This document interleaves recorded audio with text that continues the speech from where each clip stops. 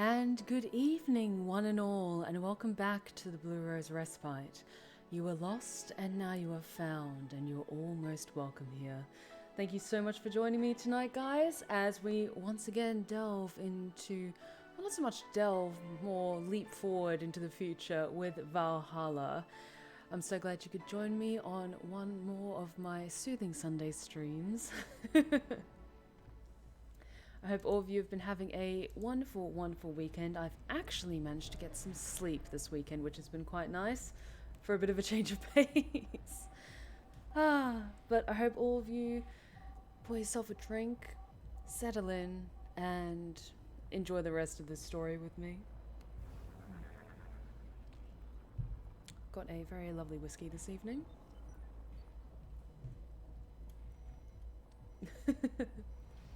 And as you can see in the background, I've properly set up my Christmas tree, so you guys can enjoy that over the next few weeks while we enjoy this wonderful time of year.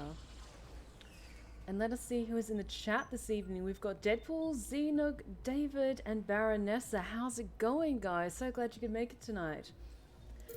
Let us continue, shall we? We are starting to head towards the end of this game. Hey, Zlanchlu, how's it going? Welcome back. Take a seat and enjoy yourself. Rent is due on the 30th. Please make sure your account has the necessary 10,000 or you'll be evicted. Jill bought what she wanted and she's pleased with herself. She will surely focus at work. Have a very nice day. Lovely. I love it that even though it was completely unconscious, we kind of timed things up nicely. Like, it's befitting this time of year, Jill with her little Christmas tree in mind with my little Christmas tree. My apartment's turning more and more into Jill's every day. Hey Shadow Tom, how's it going? Glad you could make it tonight. Welcome back. Take a seat and enjoy yourself. Let us see if there's anything new. Did we already read these? I think we might have. What was the year? Final remaster. I'll reread them again, just in case. Just in case. Why one? Yik, the final remaster leads the video game charts by Lana Smithy. The newest remaster of 2016 Zik, postmodern RPG, opens the charts this week with 3.5 million copies shipped on its launch day. Other titles this week include new releases such as Hatsune Miku. Oh, this sounds familiar. I think we did read this before, but I'll just finish this article. Hey Samuel, how's it going? Glad you could make it tonight. Take a seat and enjoy yourself. Other titles this week include new releases such as Hatsune Miku Project Remaster and Sting's Face Remastered. Full chart including lifetime sales, Yik the Final Remaster 3.5 million, Hatsune Miku Project Remaster 1.5 million. Oh David, it's nice that you always want to give hugs to people in the chat. Awesome, awesome. Hey, Storyteller Bree, how's it going? Welcome back. Glad you could make it. Take a seat, everyone, and enjoy your time here with us. Sting's Face Remastered, 950k. What a Pro Wrestling G, 500k. Dang it, Ron Paul, 400k. Nice, nice, nice. But let us head into work. And I'm curious to see what's going to be lying ahead for us because the plot is definitely thickening.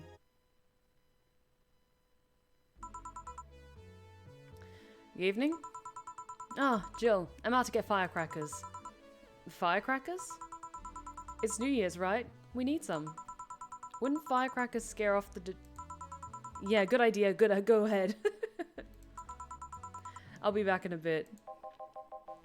Even for a cat lover, you sure get excited about firecrackers a whole lot more when dogs are involved.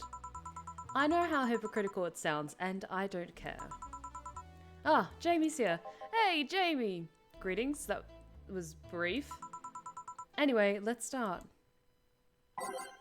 I really like our mix of songs, so I'm good with that. Let's make sure we shuffle it. Time to mix drinks and change lives. Who's going to be the first in the door tonight? Ah, the guy that wouldn't come back twice. Oh, it's this asshole. Oh, fine. Yeah, shut up. By any chance, did something fly over here 2 weeks ago? On Friday? Yes. There were lots of weird explosion noises throughout the night. But as far as I understand, those were made by a flying drone or something like that. Oh, Deadpool. That sounds really good. I can't eat peanut butter, but like I've heard that combination is really nice. Peanut butter and marshmallow fluff. Mmm, so good. I need to buy marshmallows because I want to have hot chocolate tomorrow. So it flew by here. I take it you know what made the noise. Let's just keep it at whatever drone story you heard. He knows something. I'm immediately suspicious. Right. The noise got annoying after a while, I must say. So it remained in the vicinity. Ooh, thank you for the stretch check, Baronessa. Ooh. I always forget to stretch before I start streaming. Oh, that's why I have you guys. Oof. Thank you, thank you. I don't know what counts as in the vicinity, but yeah. Distant explosions all night. Interesting. So it didn't get far away.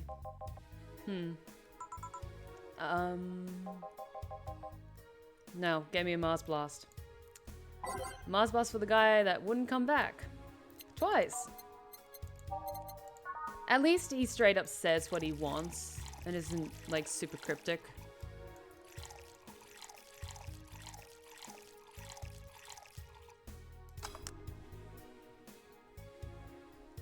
To be honest, Samuel, like, by this point of the game, everyone is suspicious. Here you go. Well, you didn't mess up. It's almost like we're a professional at our job. Sorry, if I may interject. You looking for a fight? Oh. Jamie's got our back. I want to see this go down. Most certainly not. You really think you'd stand a chance? You're like half his size. I can fight dirty. He kills people for a living. It's time to rethink that, huh, Ingram?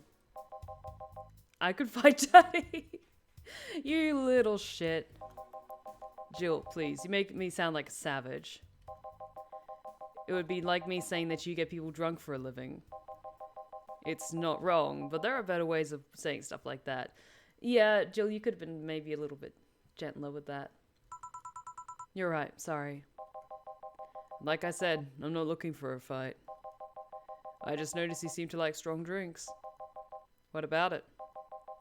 Well, to be honest, it's a rare sight in this bar. I'd even come to believe I'm the only one here that enjoys them, aside from the owner. Yeah, I did have it on shuffle. Never mind. May I suggest you try a suplex next time? It might be to your liking. Hey, Alucard Van Helsing! How's it going? Welcome back. So glad you could make it tonight. Okay, let's try this suplex thing. Right?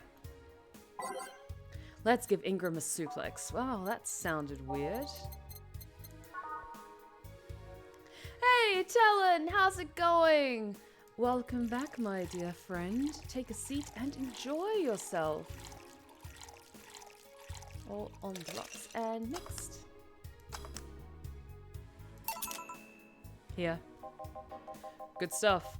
Like a less burning but punchier pile driver. Say, your face looks somehow familiar, Mr. Call me Jamie. And you are? I'm Ingram. Anyway, I think I saw your face somewhere. Maybe when I needed to look for a specific file at... Did you perhaps go through a nanomachine expunge? I did, actually. Figured as much. Only a handful of people do that. And almost all of them are people with nanomachine rejection that feel oddly suicidal. Okay, Ingram, just like, bring that up in public conversation, why don't you, prick? So I go through the whole thing. Rejection? Need to hide something? The second one. It's easier to remain undetected when they have no means to track you or your activity. I see. How does the expunge work? You lie in a pressure chamber and they give you a special IV solution.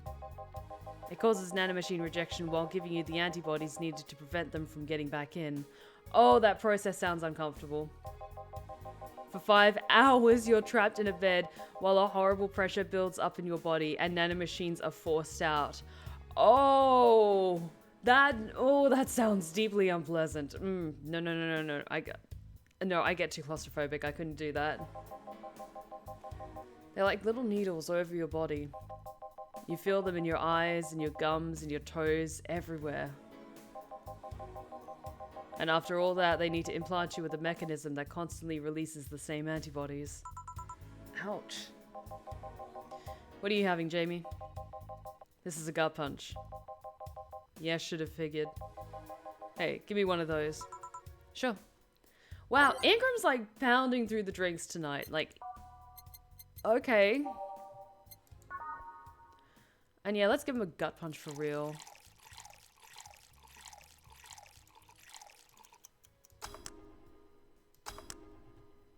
Gut punch for Ingram. Yeah. Yeah, I love these. It looks different from yours though. I had a couple of extras in his actually. So where's the antibody unit they stuck you with, Jamie? Inside, like all other maintenance systems. Hey, Daniel, how's it going? Welcome back. Glad you could make it tonight. Oh, thank you so much for the host, Daniel. I really appreciate it. It can be troublesome at times, but the perks of not having nanomachines in the body outweighs the cons. And the rest of the enhancements? Were you reconstructed or have you been adding them over time? Over time, either by getting a much needed enhancement or through fixing injuries. I see. Well, it was a pleasure, Jamie, but I gotta leave. Nice meeting you, Ingram. Please come again. Don't count on it. God, he's such a prick. And thank you for the hydrate check, Daniel. Much appreciated. Didn't miss much, Daniel. Ingram came back and he was being a prick, but that's pretty much it. You've said that twice. Shut up. Seemed like a nice guy. Jamie, you met him the once. He's a bit of a prick. Right. I won't call him a bastard, but he's not the nicest in the bunch. Maybe you caught him on a bad day. Nah, I think you're just that good at bringing out the nicer side of people. Oddly enough. That guy tires the hell out of me. Someone's in a good mood. Give me a bad touch, will you? That way you'll be in a good mood too. A bad touch for Alma. We can do that. We missed you, Alma.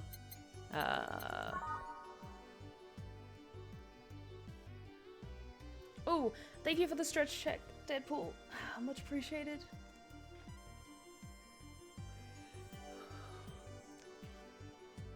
Oh, excuse me. A little bit sleepy tonight. Yeah. Bad touch for Alma.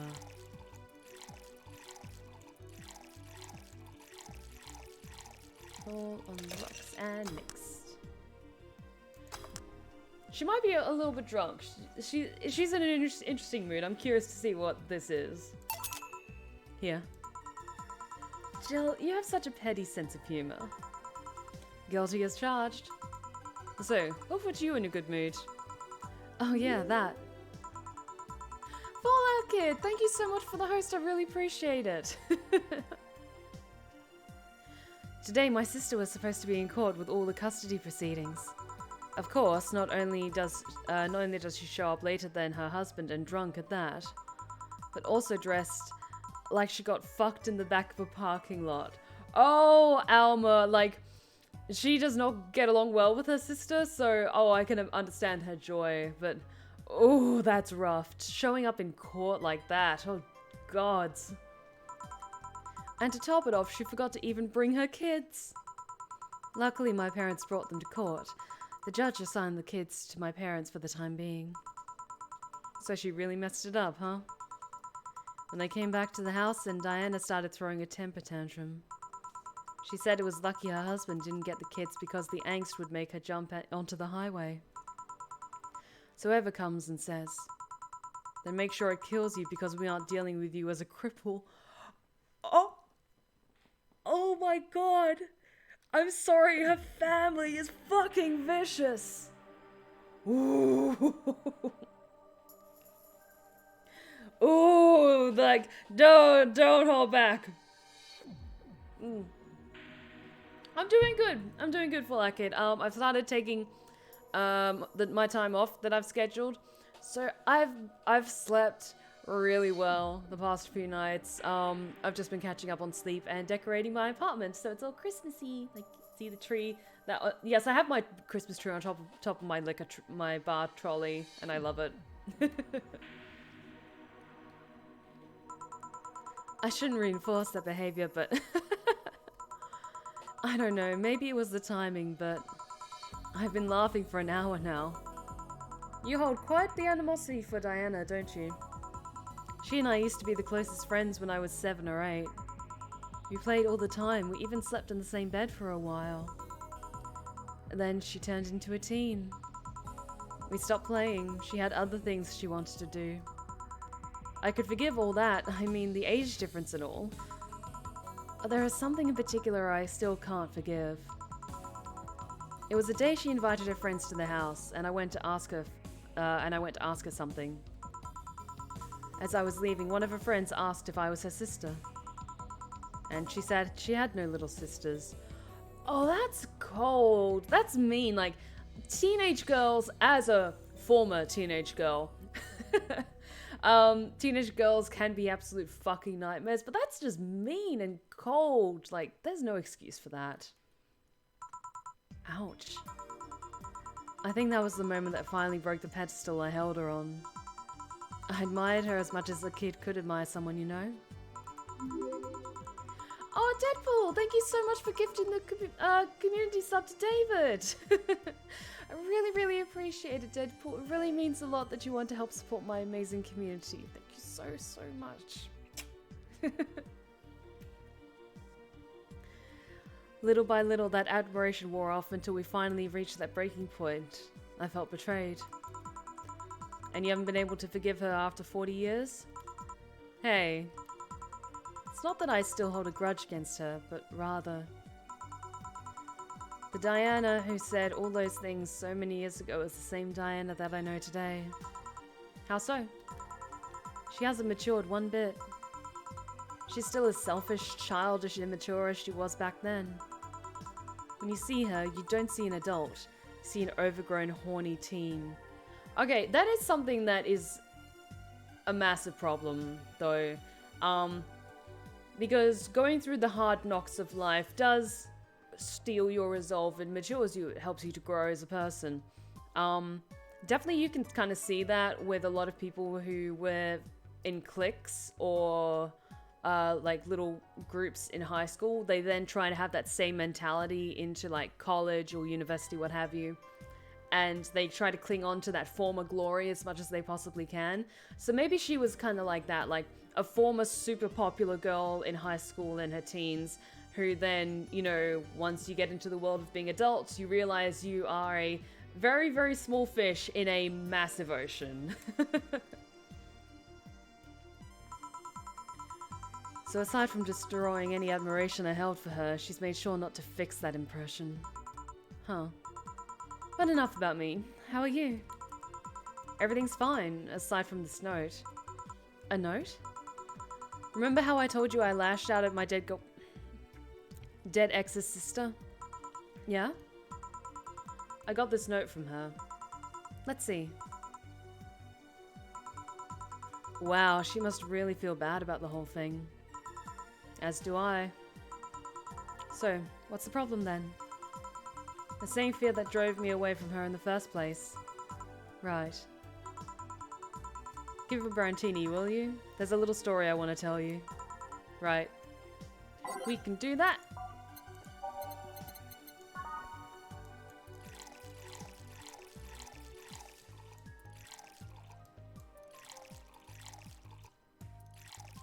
Yes, Jill, if you remember the plot line regarding Jill's ex, Jill's ex is now dead, and her little sister came to tell her about it, and it didn't go well. at all. There you go. Here. This is the thing. Let's start. Hi, Anna. I'm gonna need a drink for this. Give me a second. Oh, this is gonna go great. This is gonna go great. Boo. Oh, hell no. This is the story of a girl who grew disillusioned with one of her sisters. Soon it became animosity, and not long after that she distanced herself completely from said sister. With time, the girl would become attached to her elder sister, looking up at her to her achievements. All I can look at right now are those boobs. Not now. Said sister would even marry the girl's best friend not soon after. And after the girl went into college, said sister would quit her job. The sister grew worried sick about leaving her baby kid alone, prompting her to quit her high-ranking job. What if I hire your high-ranking lips? Anna! This is not the time! Go away! Oh god, this is... Is Anna like a weird repressed part of Jill's psyche or something like that? Or I need answers. I'm so confused. Shut up. The girl, even as an adult, felt betrayed. Her role model sister went against everything she held in her high esteem for. She was no longer a child, and yet she felt like a part of her had crumbled. Hey Joe, can I lift her sweater? Do you want to see? I can bet you want to see. Alright, enough. Enough? Shit. Peace out. Anna's so fucking creepy. I have no idea what her thing is. I mean... I know the girl is you and the sister is your oldest sister. Please get to the point. Right. The point is, if you don't face her, she'll be heavily disappointed. She's trying to make amends with you. That must take courage. Lots of it. Yeah, you're right. My mouth's dry. Can I get a beer? Right. A beer, I mean... Man, I am going crazy, aren't I?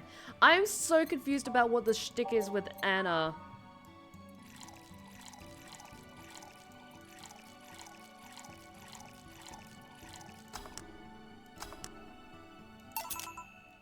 Yeah. Thanks. So, tell me, did you and this Gabby girl get along? Oh, yeah. I never had brothers and sisters, but once Lenore introduced me to her as her sister-in-law, she got so excited about having a new sister that she clung to me a lot. I helped her in her studies, read books with her, played with her a lot. She was pretty much my sister too. I have to leave, but I'll tell you this. As both a big and little sister, if you don't grant that girl the chance of talking to you, I'll never forgive you. Nowie, how's it going? Welcome back. It's totally fine. Stay as long as you like. That's the whole point of the Blue Rose Respite on Sundays. We keep things chill and casual and loosey-goosey and all that good stuff, so it's all good. Feel free to just have us in the background if you want to just chill out and focus on your assignment. Oh, thank you for the hydrate check, Daniel. Thank you, thank you. Yeah. Oh, there's a small New Year's Eve party this Saturday if you're interested. Yes, bring Alma. Bring Alma. Yes. Oh, sure, I'll be there. Remember, I won't forgive you. Okay, see you later, Deadpool. Take care. And thanks again for buying the subscription. I really appreciate it. I'll go take my break. Alright. What? You were here? You were quite absorbed in the conversation just now. Jamie even said goodbye to you, didn't you hear? Anyway, call me if anything comes up.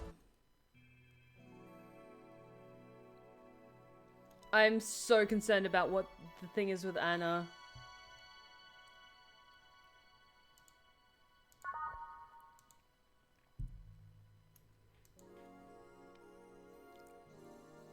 This can only end well. This can only end well.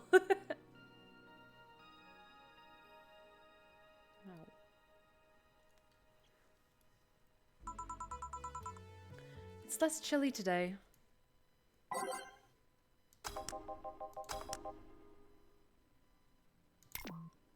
Jill, the kid's looking for you. Oh, shit. Hey. Ah, Norma. Oh, wait, this is the underage girl who tried to buy a drink or something, isn't it?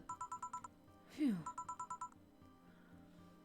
Anna, I swear to God. You're back. Oh, fuck you. You know I'm not giving you any drinks, right? Crap, I said it out loud. Yeah, actually, I wanted to thank you. Phew, she thought it was for her. Thank me? Well, for starters, by not complying and giving me alcohol. Everything else would have fallen apart if I had some. Aw, so responsible, Joe. I kind of faced my mom and told her all about the pressure she was putting on me. And said I wanted to figure out what I wanted to do. And, well, she didn't speak to me for 2 days. After that, she told me that it'd be a waste to spend money on a university just for me to not give it my all. So she told me to still go to the college course, but that I was free to explore. Well, that's really good. It takes courage to bring up that topic of conversation with your parents, especially if they have like a really fixed idea on as to what they want you to aspire to. So yeah, I'm really proud of Norma. Glad to hear that. And, well, I wanted to thank you for that. Me? If I just rushed headfirst into my original plan, things would have gotten ugly. And you're right, I would be hurting her for the sake of hurting. So, thank you. Don't worry about it. I'll leave before it's too late outside. Be careful. Aw, so sweet. Shut up. Hey, Jill, mind helping me here? Sure. Make me a bleeding Jane, please. On it. We can do that. Do.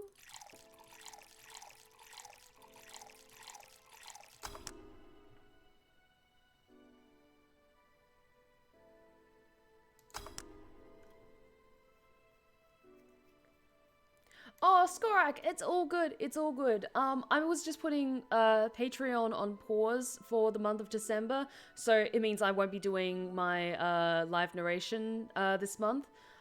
Mostly for scheduling and also just to give myself a bit of a mental break. But yeah, it's all good. I'm still putting out videos over December, and I'm still streaming on my regular schedule as well. With the one exception of not streaming on Christmas Day, because it just happens that 25th of December falls on a Friday. So that's the only day that I won't be streaming this coming month. So it's all good. It's all good.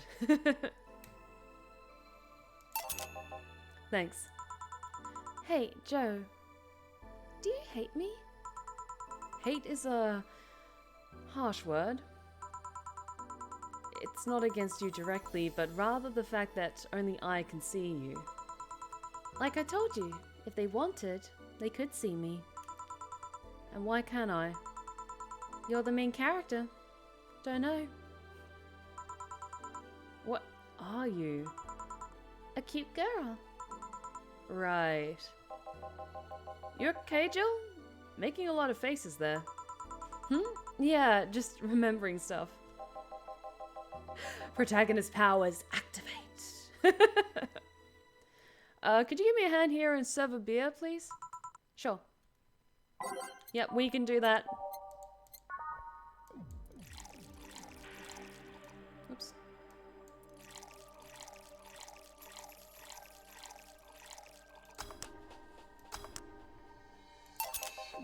Thanks. Would you lighten up if I showed you I can interact with the environment? Maybe it'll spook me, but let's try. Okay, that's weird. That's real weird. Hey, welcome back, Deadpool. It's all good. Can't see anything. You sure? Yep. weird. Nobody expects the Dorothy Inquisition. Dorothy Inquisition, Dorothy Inquisition, Dorothy. Ow! I bit my tongue.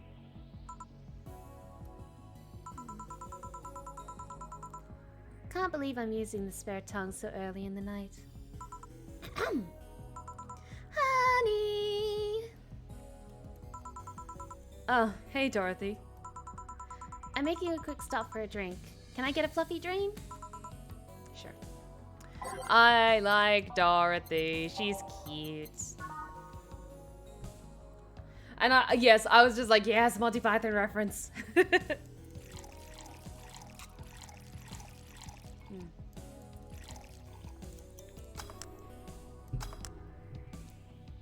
Fluffy dream for Dorothy. Thanks. Oh yeah, before you leave. What? Are you guys throwing a New Year's party too? Yep. Sure, I'll be there then. Okay, that was brief, Dorothy. Well, I've got things to do, so... You do? Who does what? Sorry, I... sneezed. Weird sneezes. Anyway, I'm out for now. Oh yeah, Joe? Take care of Becky, please. Who the hell is Becky? I'm confused. I'm so confused. Who's Becky?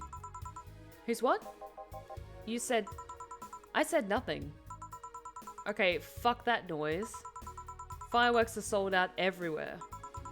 I'll need to get them through more shady means. At least Dana's like upfront about it. Dana, whatever. She's gonna buy them from the internet. She'll find them and put us all at the risk of burning. I'll make sure there's an extra extinguisher at hand. Please. Well, I guess that's it for today. You sure you're fine? I am, don't worry. Hey Jill, mind if I ask a silly question? Hey, Shadow Fang, how's it going? Welcome back, take a seat and enjoy yourself. You've seen my clients. You can assume I don't mind silly questions. Silly answers can get on my nerves though. I'm sorry, what did you want to ask? Do you know why they call them cat boomers? I mean, I guess their second set of ears looks like cats, but the word boomer seems so out of place. Not so much when you consider it's not them, but their parents who are called such. Oh? Let's go a bit back first. You do know why cat boomers look like that, right? Because they went through some anti-nanomachine rejection treatment while they were still a fetus, right? Interesting, we're getting a bit of lore. It's called the Yamazaki-Romanova treatment.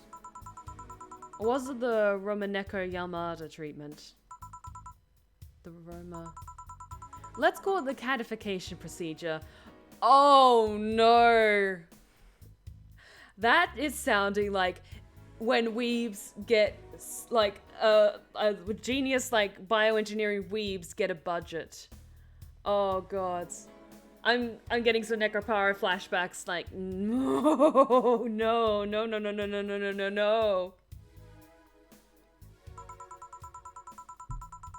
It was not only the first successful genetic treatment on a fetus, but also the first way to fight nanomachine rejection. Moreover, that research had a bit of a rocky story. Seemed like, okay, that is one thing. Like, I can appreciate some good cat girls. I can appreciate some good cat girls and some cute as fuck Neko boys. But for me, I prefer my headphones classic edition. Maybe with like some cool wings on the side at one point, but for now, cat ears aren't really my style. I'm not saying I'm never going to wear cat ears, but I'm just saying with my headphones, I like the ones I have. Funding got cut in the middle of it at a critical point that could make or break the whole thing. Not to mention Zaibatsu Corp's record of not addressing nanomachine rejection at all. The rest of the research was funded by Maki Strengovich. Was it Strengovich? Let's call him Strengovich for now. He's a businessman whose unborn daughter got diagnosed with early nanomachine rejection. Strangovich funded the research, and in a desperate move, his wife offered herself and her daughters as test subjects. Ooh, that sounds weird and dark. Of course, the experiment was a success. The girl, Sylvia Strangovich, didn't die. She became the living testament of a scientific breakthrough. But then, the story of how things played out for Sylvia got sensationalized in the media and created a weird fad. Parents made their unborn children go through the cadification procedure even if they had no ailments at all. Oh my god, that is so fucked up. All because one particular girl whose life got saved through the treatment became a media darling for a bit. Oh no, no, no, no, no, no, no, no, no, no, no, no, no, no, no, no. No. A whole generation of kids with those cat-like protrusions got born. I'm getting some weird Elfin Lied flashbacks with those weird cat-shaped horns. Like, no. And their parents got called cat boomers. A generation of parents obsessed with those cat-like features.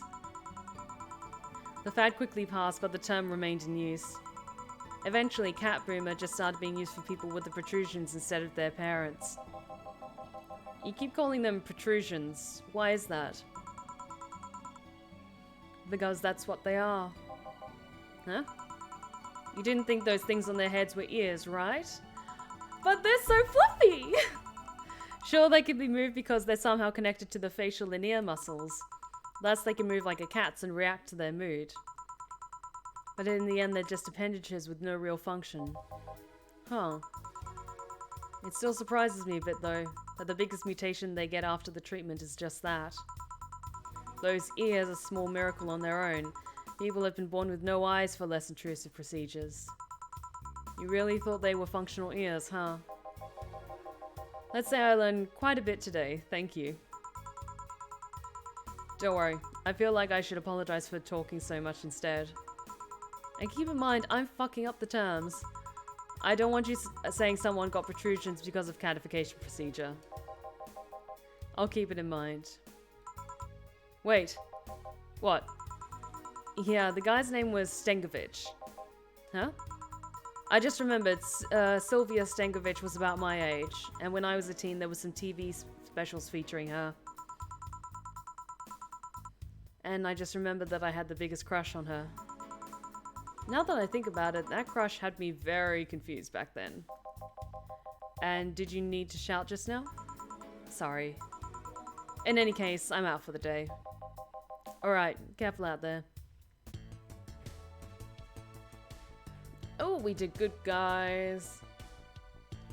We're so close to having enough money. I think after a little bit longer, we should have enough.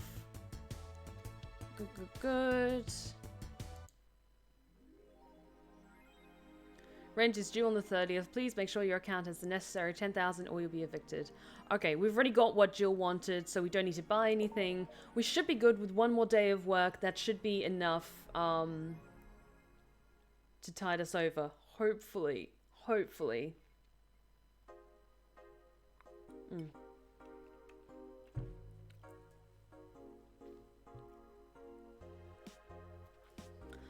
We have this day of work, and then I think the money goes out on the 30th, I think. Or we work on the 30th, and then at the end of the 30th day, then we get charged. I'm not quite sure.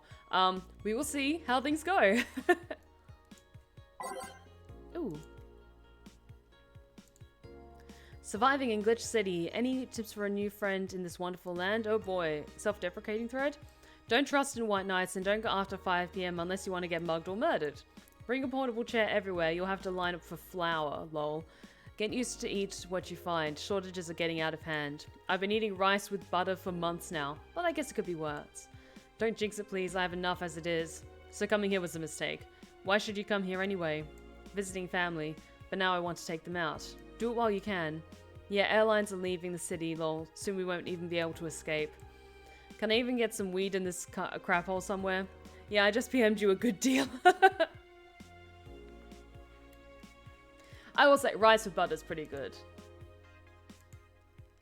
Wonder, is this in... Because we already read about this one, the last one. I'm wondering if there's any update. No. No update on that. Let's see what the Augmented Eye has to say. BTC closing 40% of its bars in Glitch City by Lana Smithy. Yes, thank you Shadow Fang for the clarification. Diclonius was the name of the new generation of the girls with the pink hair and the little cat-like ear horns in Elfen Lied. Yep, Diclonius was the name given to their new species. Nice, nice, nice. Oh, Talon, yes, pour yourself a whiskey. I'm certainly enjoying one.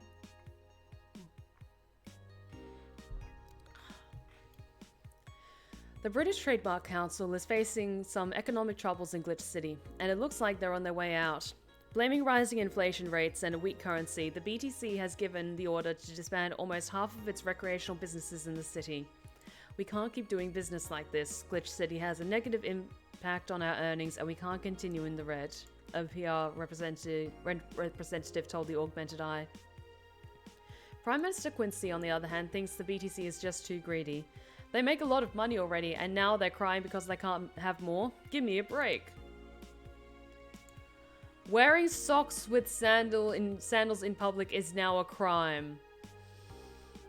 Finally. Finally. Yeah, I will say, just for clarification, Elfen Lied is an amazing anime. I watched it when I was a teenager. I loved it to pieces. It is very violent, though. It's very violent, and it is very mature, and it has some really, really dark subject matter in it. So, just letting you know, maybe good to read a general synopsis of what the premise is, but it is like a very, very graphic anime. So, if you're okay with watching stuff like that, by all means check it out, but it is a very, very adult show.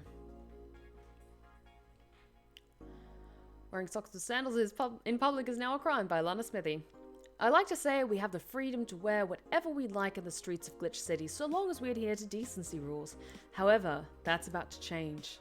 Glitch City's Department of Public Decency has declared that wearing socks and sandals together is a punishable crime. If convicted, the guilty face 3 days in jail as punishment for using that abominable combo. But what do you think? Should we wear whatever we want, or should the fashion police of high society decide for you? Whatever the case, I think I'll simply stick to the right side of the battle. Goodbye, socks and sandals. Oh, Zeetheranok, you can stomach Tokyo Ghoul, like... The thing is, I'm kind of desensitized to a lot of stuff when it comes to TV shows. If I know what kind of stuff is going to be in a particular movie or a series, and I've kind of been forewarned, like, that's what's in it, I'm like... Do I need that imagery inside my head? And sometimes I'll be like, you know what? I'm good. I don't need to see that. Like, there's a lot of horror movies that are kind of like seen as just gross or super graphic that, like, it's not for me. Like, I know I can sit through it, but I'm like, I don't need that imagery in my head. But Tokyo Ghoul, I actually watched that while I was doing work one time. I just binge watched the whole like first 2 seasons, and I was like, oh, so that's an interesting use for a centipede.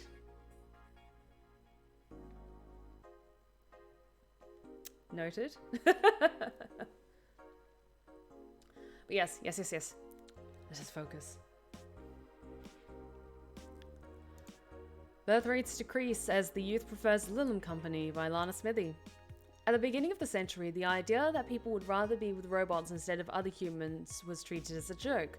But the reality is the convenience of these kinds of relationships have become immensely popular amongst Glitch City's youth, to the point where birth rates are beginning to decrease at an alarming rate. Annie Mae, a 17-year-old student, agrees with the general sentiment. It's just so much better than dealing with other people, you know? You can just make your own perfect partner. Oh, and the sex is amazing. Don't even get me started. It's expected that new regulations will soon to be announced to address the situation. Oh. Damn it, Zeetheranok, thank you for pointing that out, because that just went completely over my head. Annie Mae. Anime, like... This fucking game.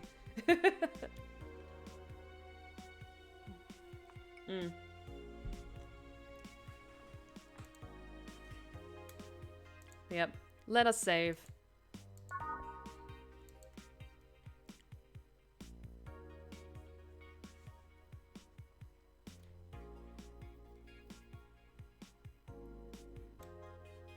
God damn it.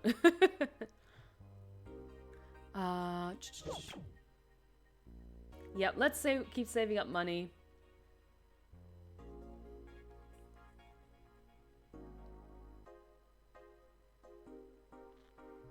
And let us head off to work. Thursday, December 29th. Good evening. Hey. Okay, so we've got almost everything, but we're still missing a couple of things for Saturday. And so I designate you, Gillian Applegate, as official guy who goes to buy the rest of the stuff. Oh, Liam, that's not true at all in the slightest. Welcome back, by the way. We're still going to be keeping our regular streaming schedule. I apologize if I didn't translate that clearly in saying that I was going to go on break. It just meant that I was putting my Patreon on pause for the month of December, and I was taking some time off of my day job. I'm still keeping the same streaming schedule, except for Friday the 25th of December, for obvious reasons. So yes, we're still going to be streaming as regular, because I've been dying to play Hades again, so of course we're going to keep playing. Applegate? I have no idea who that is. Why me? I could send Jill, but I wouldn't dare send a lady by herself. And I could go with her, but I believe the bar should have at least 2 people in the vicinity at all times. You're not going to say anything, Jill? If it means not being delivery girl, I'm happy to fake helplessness. Smart. Smart, Jill.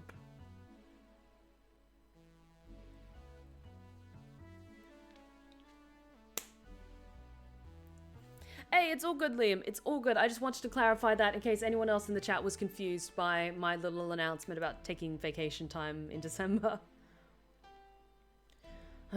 Fine, give me that list. I'll be back sometime. Something tells me you're planning something, boss. What gives you that impression? Oh, Samuel, like, I'm celebrating Christmas with my family as best I can, long distance wise. I'll also be celebrating Yule as well a few days earlier. Call it a gut feeling. Did you know that Gil has a crush? Ooh, gossip time. Yes, yes, yes. Tell. What? A client of his, a girl that owns a bazaar. She's been coming on to him for ages and he's only just started opening up. But he's taking steps backwards and I'm not gonna let him. He's opening up, for fuck's sake.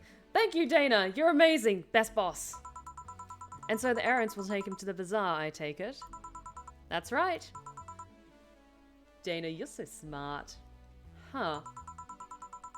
Alright then, to the office I go. As for me... Boo, boo, boo. Let's swap some of these around. Time to mix drinks and change lives. Gil with a crush, huh? This place, great. Oh, if it isn't? Kiramiki! Oh my god! We haven't seen you in ages! Oh my god! Celebrity time! Hey Jill, sorry, but is there anywhere I can hide? There's an unpleasant guy on my trail. Oh yes, absolutely, hide behind the bar. I'll make sure you're okay. Girls, keeping an eye on girls, making sure that they're safe. Yes, like, hide from a fan. We've got you. You're adorable and amazing, and we love you. Boss, stalked woman incoming. The door's open. Go ahead, the door to the left. Thanks. Hello there. Oh, hi there. The other one, that's the bathroom.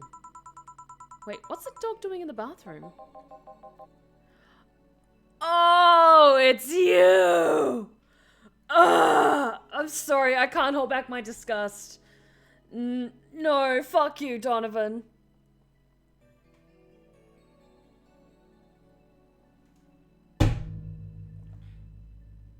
I don't want to serve you. I don't want to serve you. I hate you. You're such an asshole.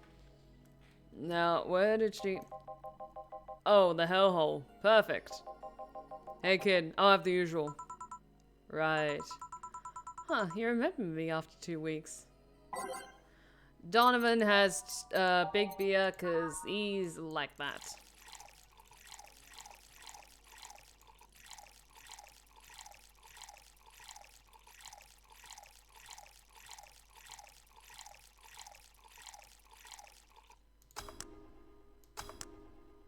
Such a prick.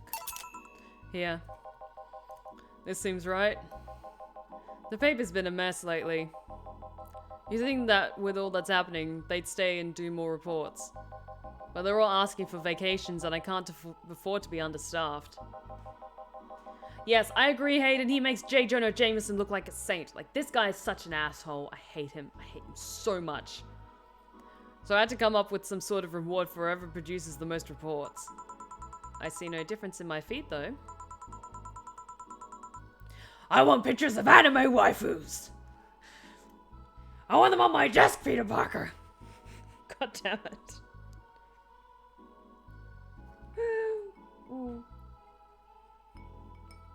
I want the next phase of the Marvel movies to come out just so I can see J. Jonah Jameson. Yes, someone clip that, please. Mr. Donovan, I don't mean to sound rude, but you do know the infamy of the augmented eye with the general public, right? A shitty page that will over-sensationalize anything or report useless things. Of course I know. Then why not try to rectify that image? To put it simply, I'm being clutched by the balls in a non-pleasant way. Zaibatsu Corp and company have an eye on every publication they haven't bought yet. Report on them once and they'll find something to fine you with. Twice and you'll find your resources severely cut. Anything beyond that, and the best case scenario, is that they'll buy the damn operation to keep it quiet. I know there are more newsworthy things than whatever it is the lackeys picked out that week. But if I overstep, my ass is on the line. Huh. Glad to see this hellhole is still in one piece. The BTC has been going apeshit closing bars lately. Oh yeah, that. Oh my god, Samwell, like, spoilers for if you haven't seen, Spider-Man Far From Home. May want to just, like, put me on mute for, like, 5 minutes or something, but spoilers for Spider-Man Far From Home. At the end, they have, the same actor from the Raimi movies. I can't remember his name off the top of my head, and I feel like an asshole because I love him. He came back. They recast him as the same role as J. Jonah Jameson in the new Marvel Cinematic Universe because they knew with their heart and their souls that that is perfect casting, and they knew that we would cry with joy as like the best moment in the entire universe. Oh my god, Count Jackula, thank you so much for the stretch check, much appreciated.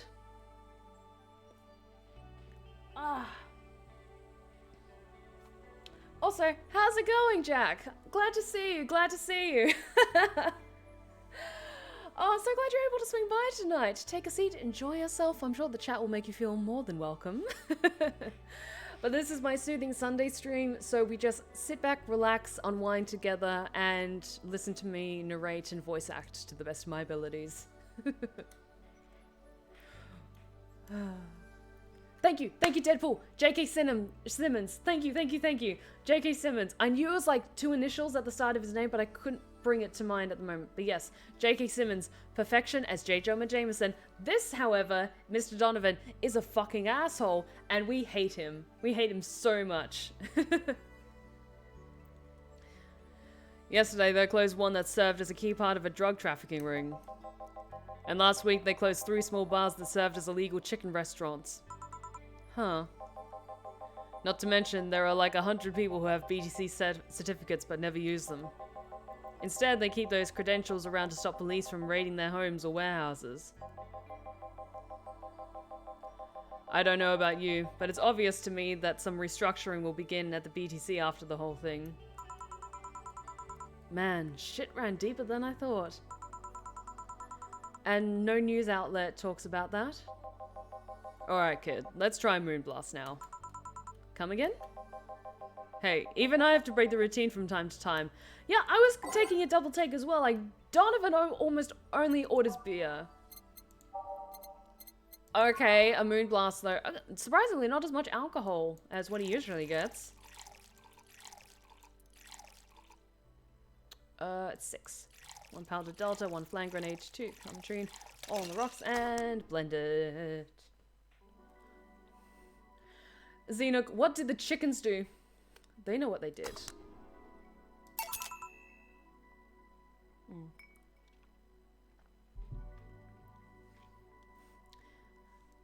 Here. Now, let's see what the ruckus is about. So... What brought you here? Oh, right. Didn't you see a Lilum coming in here? Blue hair, big tits. She's the one from the Encore concert coming up. Nice that those are the 2 descriptions that stick in your mind. You fucking asshole. Not really.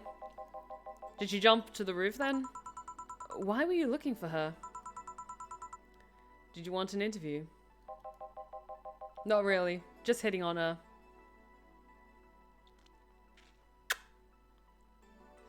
God, you're a fucking peach, aren't you, Donovan? Hey, I said hitting on her, not hitting her. Stop glaring. Why, though? Are you that bored? Don't you have, like, a family or something? Have you seen that girl? Hot as tits. Also, hot ass and tits. Can we poison his fucking drink? It hurts to voice act him. It hurts to read these lines. I'm suffering the weirdest combo of being hard as fuck and curious as shit right now. I want to know just how detailed those Okay, sorry, I'm a professional.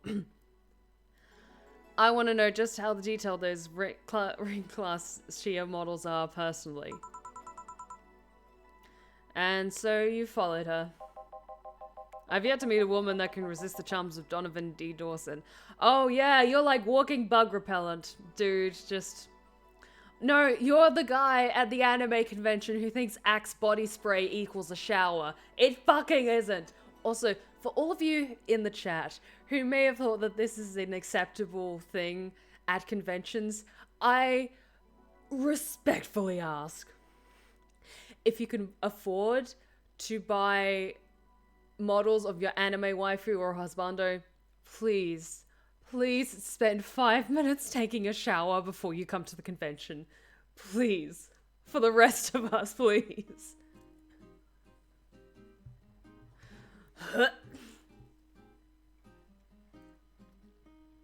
It's a thing people still do. It's mostly in convention circuits. It's like, okay, first day, like the Thursday evening of a convention is one thing. Friday, you can maybe get away with it if you haven't been hugely sweaty. You can maybe get away with it and it's not summer. By Saturday though, if by Saturday you haven't taken a fucking shower and you think Axe body spray is fine, I'm letting you know right here and now, we can smell you from a mile away.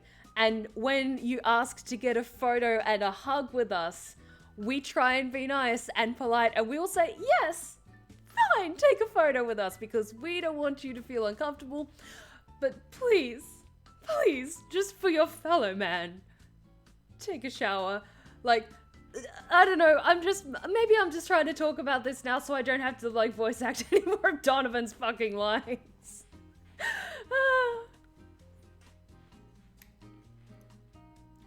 Okay, chat, you are wonderful, like, with good hygiene, you take care of yourselves, you have pride in yourselves and your personal hygiene, and I am thankful for that, and your fellow man is thankful for that, so, to all of you.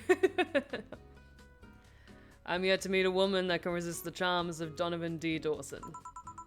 You're in front of one, and I'm guessing you have quite the selective memory. Perfect, Jill. Like I said, don't you have a family or something? A wife, but that woman cheats on me as much as I cheat on her. Oh, that sounds healthy! That sounds so healthy! Yay! In fact, I'm pretty convinced she gets off on the thought of me cheating on her.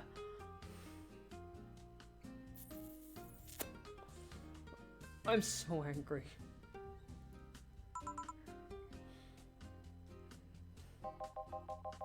So that Lilum isn't here, huh? I'll have to find a busty enough replacement tonight or I'll explode. Good for you! Like, Or maybe your right hand can do the job. I don't fucking care.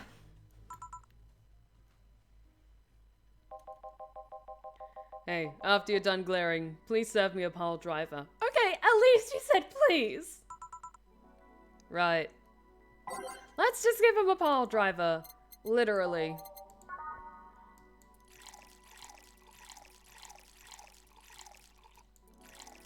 I didn't miss him. I did not miss him at all. At all.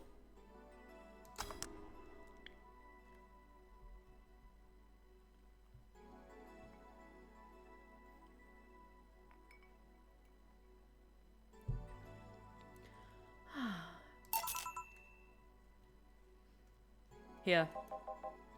Alright. I almost am welcoming Anna at this point. I wonder if Anna's gonna pop up.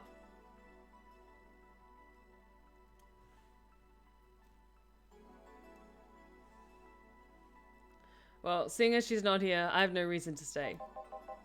Maybe I'll find someone that looks a bit like her. Bye, Donovan. Don't let the door hit you on the way out. The guy left. Oh, alright. Thanks for sheltering me, Dana. Hope your sister likes the video. No, thank you. Seems like you had a hearty talk. Your boss is such a fun person. Her sister is a fan of mine, so I recorded a small video for her and took a couple of photos. Kiramiki is actually the best. She's such a nice idol, and she's just lovely. Lovely and down to earth. How nice of you. It's nothing really, and she did hide me, so it's the least I can do. But, well, we're here already. Mind giving me something sweet? Sure. Miss Idol wants something sweet. We can do that. This seems appropriate. Let's get her a piano woman.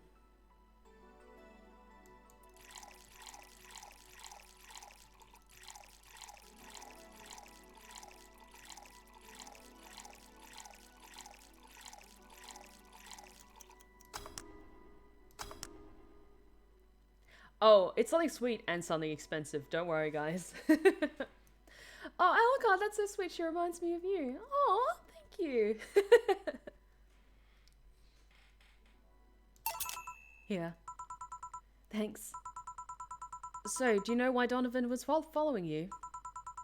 I don't, but I wasn't in the mood to deal with him. His questions were a bit over the line last time, too. Not the worst I've dealt with, but I just didn't want to humor him. I see. Seems like he was just trying to come on to you. You don't say. Well, not like he'd have a chance anyways. Good for you. Stand up for yourself, Kiramiki. I'm not into older guys, and I'm already committed to a relationship. Wait, you are? It's not common knowledge, and the ones that hear it try to dismiss it as rumors, but I've been in a relationship with my producer for a while now. Really? We are both single, and that kind of stuff is bound to happen when you spend so much time together. But it all started when he read an entry I made in my blog about wanting to experience love and the like.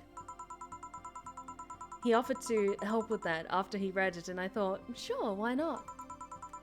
I already knew him so well enough, so it wouldn't hurt to try. How nice. He's a stick in the mud when planning his dupe, and he's a sweetheart otherwise. I see. You know, I've met two fans of yours lately. Really? Both of them seemed so excited when they were talking about you. It was amazing. I don't like the term fan too much. It strikes me as a bit pretentious, in my opinion. I have many fans doesn't sit so well. I like many people who like my music better. The fan evokes an uglier and more pretentious image for me. Do you like what I do, Jill? Do you like my music?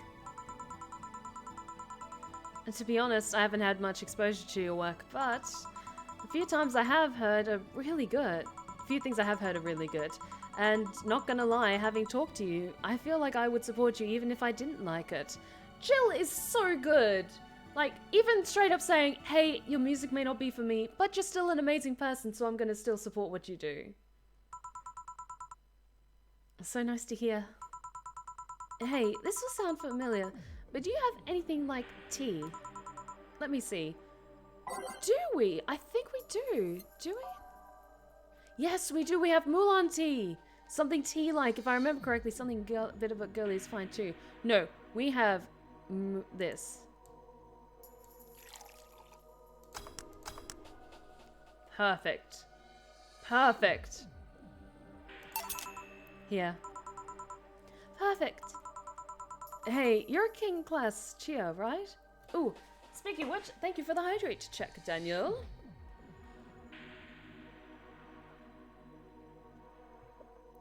And hey, Smith, how's it going? Welcome back. So glad you could join us tonight. Take a seat, enjoy yourself, and have a lovely time with us. That I am. May I ask you something about your model? Sure. Are there any differences between you and DFC-72? We both serve the same purpose, but DFC-72s have a port on their heads, which makes them more versatile. My line lacks that or resilience of the DT-01Ds, but we're a tad more polished elsewhere. More specifically, our voice simulators are more advanced and our movements are smoother. A trade-off of functionality and power for appearance, you could say. That makes sense. Ah, I see. So, anything new for this concert? Well, it is an encore, so we're trying to make the same for those who couldn't go to the first one. But we always try to spice it up, like maybe with a surprise song or something. There was this one time I sang a Song River cover by B-Link. Of course, in return, they sang Your Love is a Drug. Ah. You know the B-Link girls? Really nice kids. You'd be surprised how different they are from their onstage... You'd be surprised how different from their onstage personas they are. Really? Susie, for example, can be really childish at times. She also laughs a lot. And loudly at that. Meanwhile, Ada is a party girl through and through. And if they're not on tour, she spends her time partying like crazy. Oh, Jack, they're quite magnificent, aren't they? I can appreciate the subtleties of character design too. Huh, hard to believe. I mean, the images of that is of stoic girls with little expression. Almost like living Victorian dolls or something. Well, they wanted to pop out in the public. They once told me, if we want people to notice us, we have to break the cutesy idol concept. Oh, it's all good, Daniel. Best of luck with your classes. Take care, okay? And good luck with the coming week. And so they took the opposite route by becoming cool beauties with melancholic songs? I wouldn't say they went the opposite way. The opposite of cutesy idols would be unkempt, tone-deaf girls spewing vitriol and hate. True, I guess. Well, I've got to go, but let's have a sparkle star first. Alright. We can do that.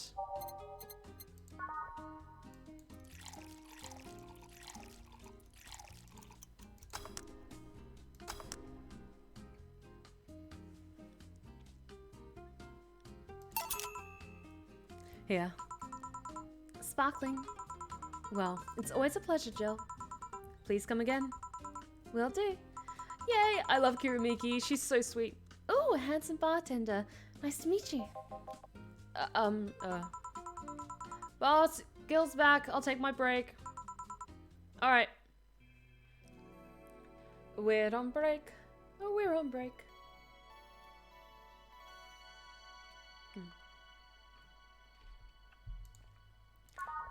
Save, save, save.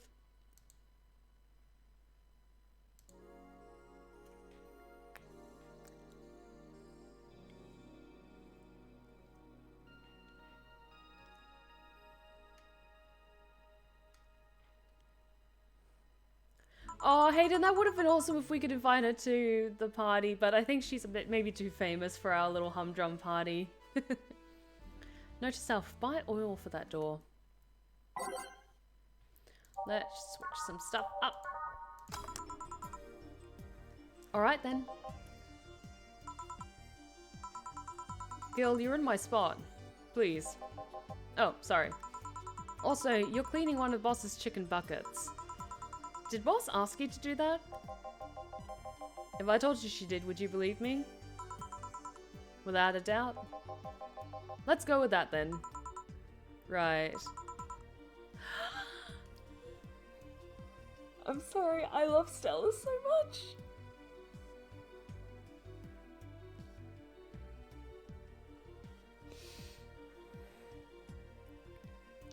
Hi, Stella.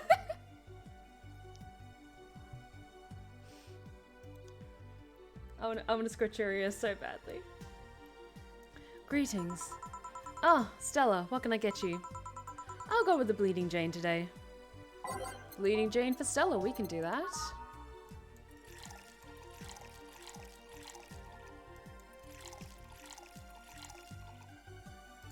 Oh, and thank you for the hydro check, Nowie. Much appreciated.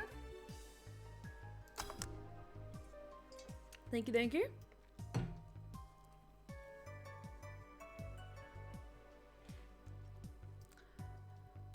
Yep, Bleeding Jane for Stella. Cool. Here you go. Thank you. What brought you here today? Waiting for Say? I came by myself, actually. I was in the area and stopped to say hi. Oh. It's pretty interesting, though. When I first saw you, I doubted you'd ever come here again. Well, this place is comfortable, I must admit. So quiet and secluded. It's also clean. Really clean. Gil is the one you can owe that to. The guy takes pride in how clean he keeps things around here. If you have any cleaning stuff, he's a nice pick. Really? He's a bit out of it today, though. I see. Hey, Jill, have you heard of the new gold rush in the city? Gold rush? Everyone is paying small fortunes to get their hands on pieces of white knight suits. I think I heard or read something about that, but I'm having doubts, so probably not. In any case, how was it a gold rush? Well, the tech behind the suits was always safely guarded, but after the events at the bank... Sorry. After the events at the bank, the suits were remotely shut down, bricking many of them in the process. Many units dropped their armor right there and fled when the lynchings went on. Any white knights still stuck in their suit had to take the armor off manually to run away. It all happened in the middle of the lynchings, so they'd be sitting ducks if they didn't. Some weren't that lucky. They got beaten up while they weren't able to move. But, so, between the suits becoming glorified paperweights and many white knights going on the run, there ended up being a lot of junk laying around. But the whole scientific community is rejoicing. They're on the race to reverse engineer the suits and take as much technology as possible from them. That makes sense. That makes sense. And of course, even single pieces of the armor fetch a huge price these days. Could anyone see a profit from that research to justify those expenses? It's new tech, a whole new field ripe with patience just open for many. So I'd say... Sorry, a whole new field ripe with patents just open for many. So I'd say yes. Huh. I mean, the VTC is literally a conglomerate built upon patents and trademarks. I can see how. There is one weird case, though. There's this guy named Jack. He's the captain of a very unique Blitzkrieg Corps unit. Unique? The guy had a really small unit, 5 people, including himself. The aesthetics of his unit's armor were heavily modded to the point that they looked like a squad of henshin heroes. What? Oh, sorry, she's so cute when she blushes. They looked really gaudy. But it turned out that the guy actually broke through the software and disabled the remote switch. He has one of the few, if not only, suits of armor with the OS intact. To say they're among the most wanted people would be an understatement. You know a lot about this. It's interesting, the amount of things you hear when dealing with drunk people of all kinds in the same place. It also helps to put on a front that makes people lower their guard. That should sound familiar to you. True. Wait, Here's a freebie, a fun fact. The failsafe was originally going to involve the armor blowing up and leaving no traces. But regulations and laws didn't allow that kind of technology near civilians. I guess even Zaibatsu Corp has its limits, huh? People love to demonize Zaibatsu Corp because, let's face it, they're far from innocent. But they're not evil overlords, they're just greedy. They're just a big corporation. They just so happen to have control over what tantamounts to a city-state. But corporations will naturally resort to draconian methods. I've heard horror stories from people outside the city about trying to use product placement. If you so much as hold a bottle the wrong way or get in the way of a logo, you'll be in for lots of trouble. And let's not start with theme parks or the like. Those are dystopias of their own. Then again, most of the demonization is due to Quincy being such a clown. He has no power anyway. He's just the front that whatever council behind Zaibatsu Corp chose. He makes a fool of himself and the attention is taken away from whatever it is that Zaibatsu Corp is actually doing. Huh, yeah. So what you were saying is that Glitch City is basically a huge theme park. I've called the White Knights glorified mall security in the past, so yeah. Huh. No, seriously, and what? Can I get a Brantini here, please? Sure. We can do that, Stella. Do. Get that for you.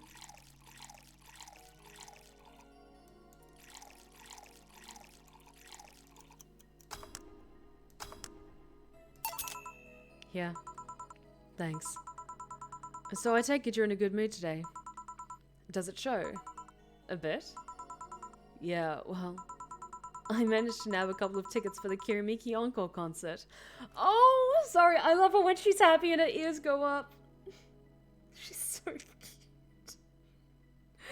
I want to hug her and pet her so badly. Nice. Oh, right, as it turns out, she was just here. Again? Sorry. Again? I can't believe I just missed her. I was surprised too. I was more surprised she remembered my name though. And like last time, she was quite the graceful client. Man, so those rumors about her being really nice in person were actually true. Amazing. I mean, you always want the famous people to be nice in real life. But having such backing to that claim, to hear that she's so nice to everyone, it's nice to hear, you know? In fact, many think that's what made her so famous so quickly. How she's down to earth and totally accessible, making her someone everyone wants to root for. I see. Yeah, I mean, I guess you don't want to feel like you're supporting crappy people. Although, to be honest, I've never put much thought into that one. Hell, half the time I have no idea who made what I use, nor do I care much. Being a nice person will take you far, though. It will. My daddy always insisted that being ruthless in a boardroom doesn't mean being an ass. And he has actually managed to get certain contracts over other more powerful people. All thanks to being a nice guy overall. Sounds like good advice. Very good advice, actually. But more importantly, Daddy? I'm going to be using that word a lot, guys. Brace for it. Do you really believe me saying she was just here that easily?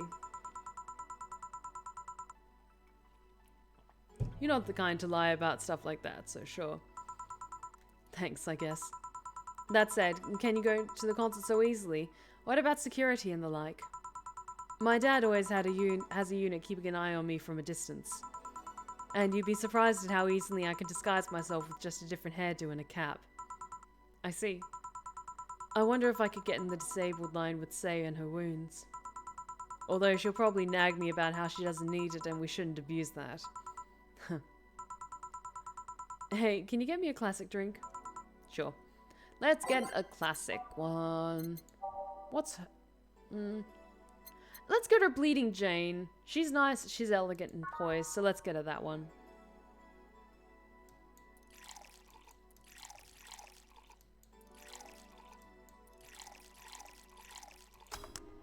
Do.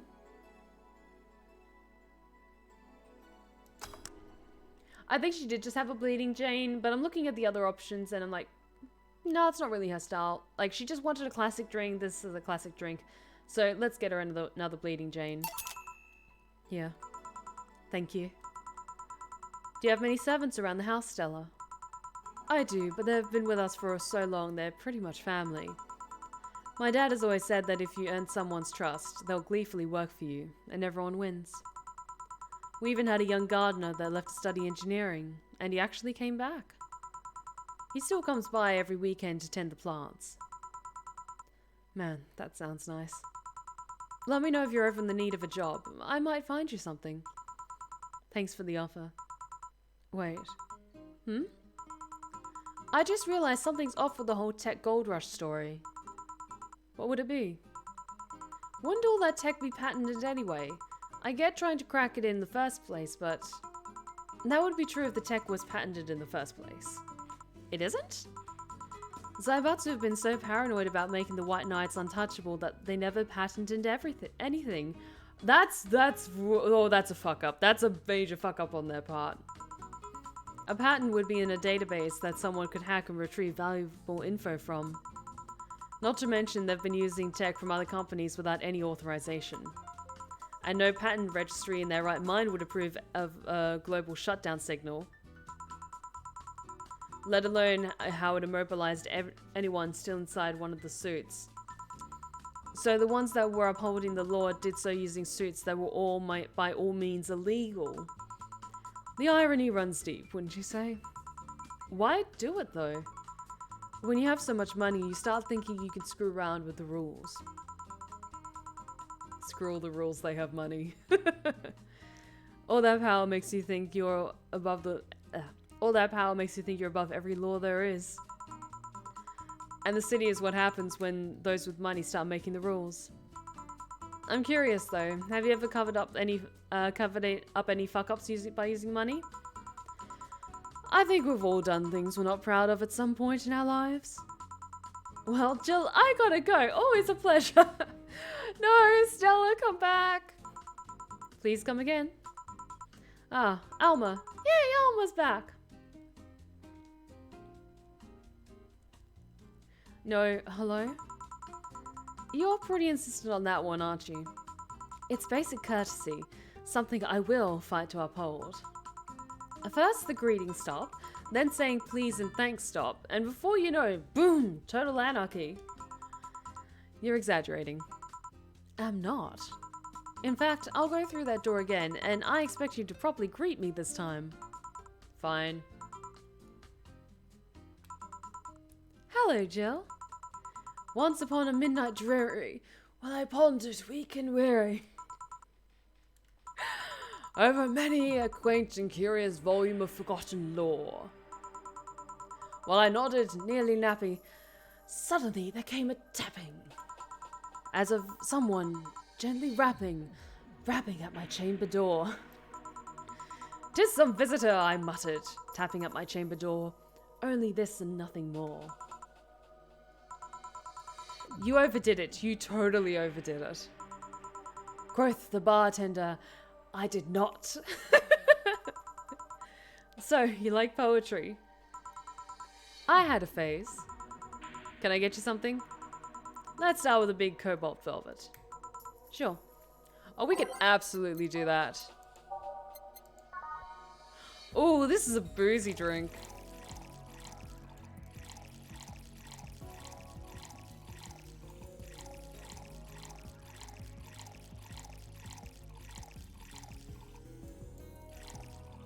Oh, please do. I have narrated The Raven, so if you want to hear my full, proper narration of The Raven by Edgar Allan Poe, it is available on my YouTube channel.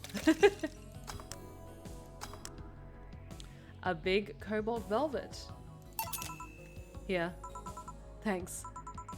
Oh yeah, there's something I've been wondering about for a while. Does the name Shadowmaster 69's Chronicles ring any bells? Wow, you went pale.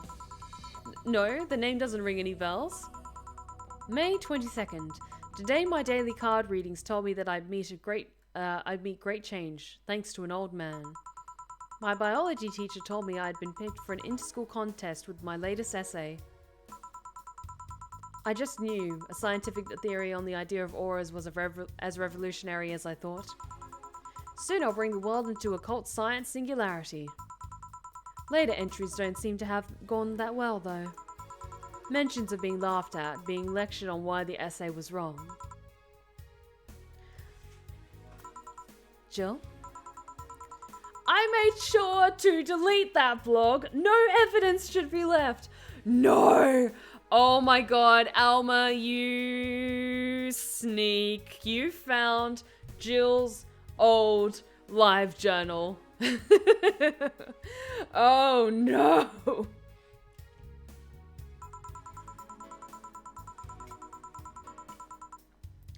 I can think of at least 6 different sources off the top of my head that have all that stuff archived. Why? Sheesh, relax, it's not that bad. What do you mean it's not that bad? Don't you realize how embarrassing it all is? We've all been young, Jill. Relax. It's not like you're still like that nowadays. That would have been embarrassing. You're not still like that, right? Gods no. I gave up on that whole occult stuff.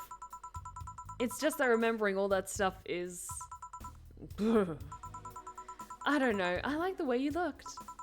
All dressed in black with the rare accessory propping out, thanks to the colors. I mean, at least you had the decency to use makeup and take care of yourself. So you have a pick. Oh god, you have a fucking pick. Why do you have to do this to me? Why do you dig out the sins of my past? I was bored. Last Friday, I had to take my mind off the whole Diana thing, so I ran a small background check on you. Thanks, Alma. You're a true friend. We love you.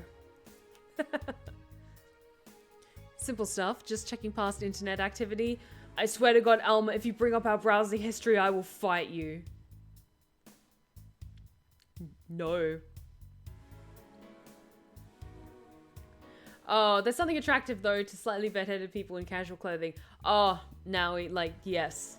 Yes. Like, sometimes I think when I wake up first thing in the morning, I look amazingly adorable with, like, my hair all, like, messed up in my big, flouncy t-shirt. Please don't run background checks like that.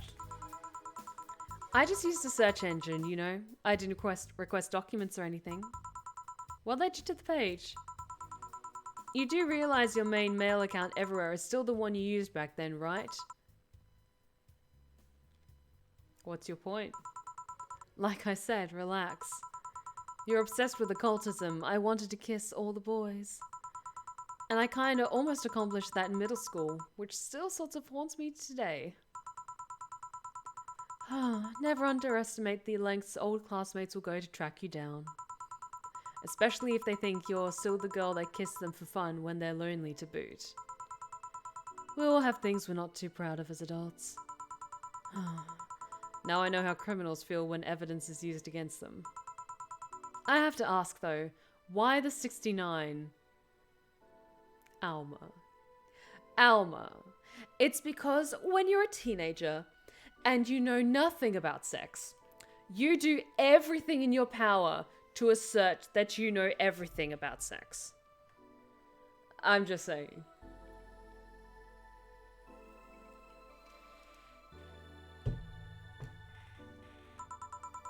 It was supposed to be 6'9", not 69. Like in reference to both the lovers and the hermit.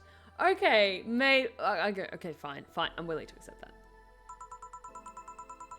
I was convinced it meant wise choices. Jill, there's nobody that would read that as 6'9". I was 12 at the time. Even at 12, I fucking knew what 69 was. Just how innocent were you back then? You have no idea. Well, let's sweeten things up a bit. I'll have a sugar rush. Sure, we can do that.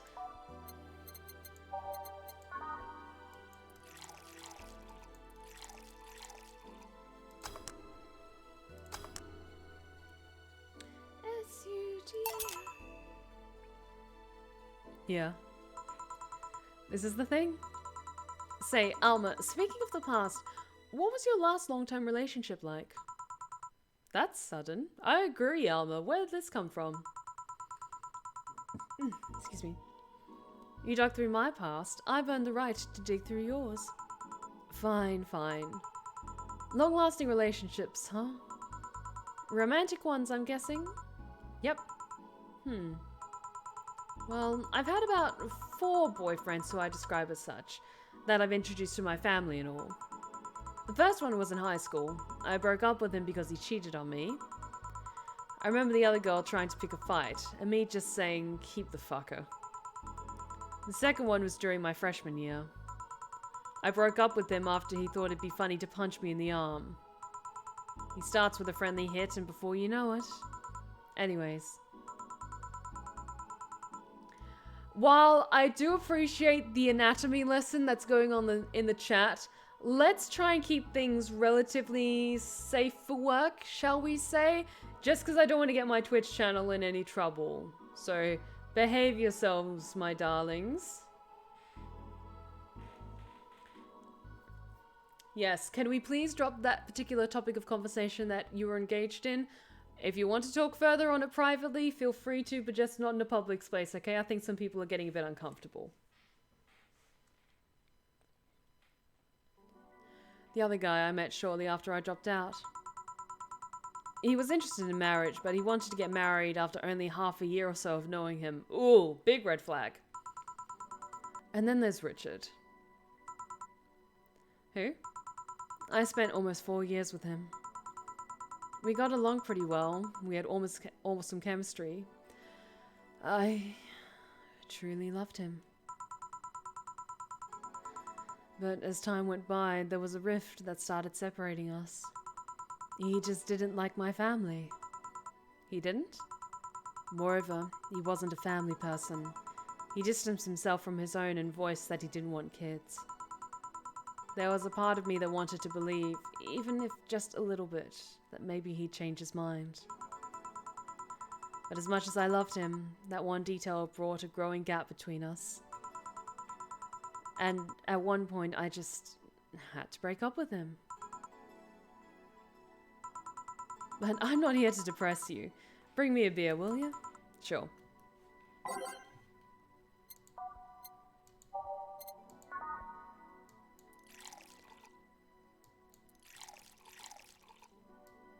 Hey, some people want to have kids in the future and some people don't. It's totally their thing and it's their choice. As long as they had a long conversation with their partner about what they want for the future, to each their own.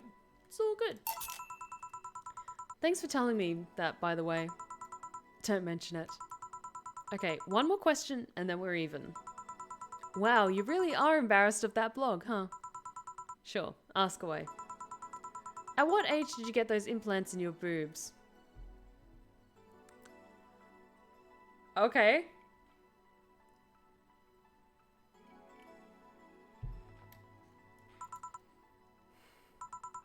Jill, I love you, and I know you're saying that in jest, but I've lived through so many rumors about me getting plastic surgery that I can't and won't take it as a joke.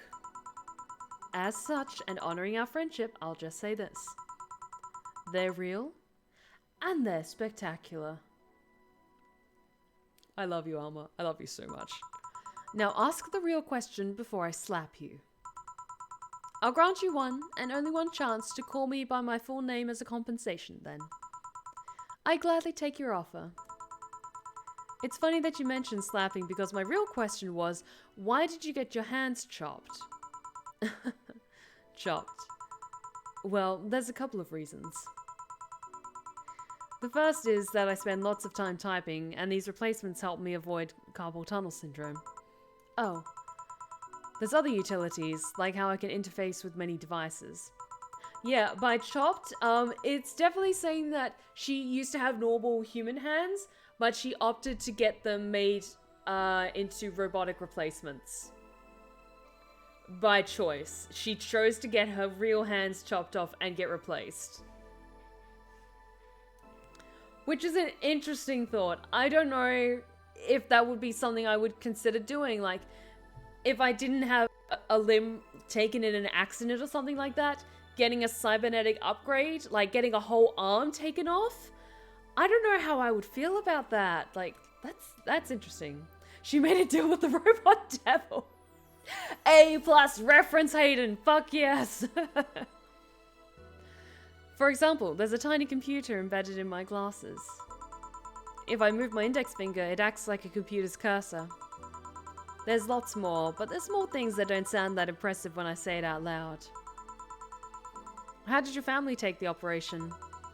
They took it well enough, except for my mom. She freaked out for months. She even went to the hospital to ask for my hands. Don't you miss them? Sometimes, but just during emotional moments. But as luck would have it, someone else has them. Shortly before my operation, there was an accident on the highway. One of the victims was this young lady whose right hand got completely crushed. I told them to check if we were compatible and all that. I mean, implants are not everyone's first choice if they can get a natural replacement. A bit of cosmetic treatment and it would pass off as her original hand with no problem. Last I heard, we were compatible when the family agreed to the donation. That's actually really, really, really nice of Alma to do. Like, yes, she's getting the replacement with robotic hands for ways that will help her with her work. And then donating her no longer needed hands to someone in an accident. That's really fucking good of her. That's so nice of her. I don't know what became of her, but I hope she's fine. David Marquez 24, thank you so much for the follow. You are now one of my lovely lost tales, and you are a welcome addition to my archive. Take a seat, enjoy yourself, and have a lovely time with us this evening. And thank you so much for the host, Alucard. Much appreciated.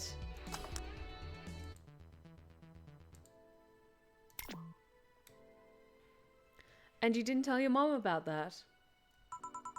I didn't want her pestering the poor girl. So, are we cool now? Are we even now? Are we? You were pretty pissed about my comment regarding your boobs. Again, I'm sorry. It sounded a lot less rude in my head. Yeah, don't worry about that. Besides, I get to call you Julianne once. Now you don't. Huh? Why? You just call me by my full name? Are you serious? One chance and only one chance, and you just used it up. Damn it! Surprise! God damn it, Anna. Hey, Alma, this might be a weird tangent, but do you believe in ghosts? Hey! Not particularly, no. Though there was this paper I read once that was quite interesting. It proposed a scenario where nanomachine clusters would leave the body after death, and then acted as a collective hive mind through residual brainwaves. The result would basically be an image not unlike a hologram. Of course, the hypothesis fell through because such a nanomachine density is impossible in a body. Even 5% of the amount needed is enough to make the blood too dense for the heart. And it's not like brainwaves are potent enough to create those reactions. Still, an interesting read though. I see. Don't give me that look. It's not my fault that you convinced yourself that you're crazy. Well, I'll leave then. See you tomorrow. See ya. All done? I am. What about you, girl? For some reason, the idle girl left him like that, it seems. You think? It might have been while he was out. That's an interesting hypothesis. If Anna and Alma are related in some way. That's really interesting. Because she appeared after Alma fiddled with our bartending setup, so I'm really curious. Might have been while he was out. True. Hey boss, you're a fan of wrestling, aren't you? I mean, you were a wrestler though, so... That I am. Yeah, why? I was wondering, isn't wrestling fake? Aren't twin tails for little girls and teens with 8th grade syndrome? 8th grade what? When you get down to it, wrestling is as real as a soap opera. I mean, you don't really expect a legal lawsuit to be fixed in a ring, right? Sure, in my ideal world, you would solve legal problems through good old wrestling, but... No, seriously, 8th grade what? But you don't go around calling soap operas fake. It's a show. It just so happens to use fights as an expression. You might as well see it as a unique form of theatre. Besides, considering the injuries many wrestlers suffer, it's not all fake. Huh, I didn't think about it that way. Sadly, I won't stand for anyone bad-mouthing wrestling. So now I have to go and break Gil's back to make you humble. Oh well, wait, what? Come here, fuckboy! Ah! God damn it. 8th grade what? Yes, we have 10,000, we're good! We get a flawless service bonus. Who would have thought we'd get a bona fide idol in the bar? Fuck yes, we did good, guys. We did good.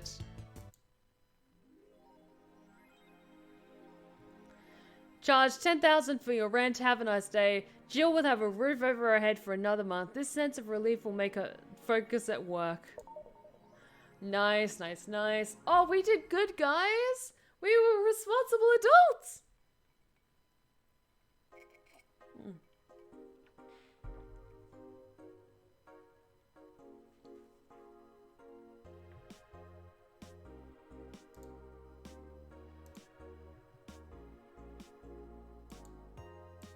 See, any new articles? Ooh. Oh my god, she posted about us on her blog. Yes, yes, yes, yes. Valhalla by Miki. The name sounds silly and a bit hard to pronounce. Good thing it's actually called Valhalla. The funny numbers and letters are just a code. Anyway, I visited this cute and small bar downtown twice after getting lost for a bit. I think the area was called Neon District. At first it was a bit scary because I forgot my way back. But once I got in there, I felt really safe and at home. The bartenders are a bunch of sweethearts, and the boss was such a class act. I even took a photo with her and sent a video to her little sister. I look forward to visiting again. The drinks were very tasty, even though they weren't made of real alcohol. Oh god, Zeetheranok, you're right. Donovan's gonna read that. Donovan's gonna read that and he's gonna be so pissed. Let's see. I want to see if we can customize this a little bit, maybe. Oh no, we can't afford that shit yet. That's way too expensive. I actually like that, so let's change that. But we have something new from the Augmented Eye. New Lilim regulations.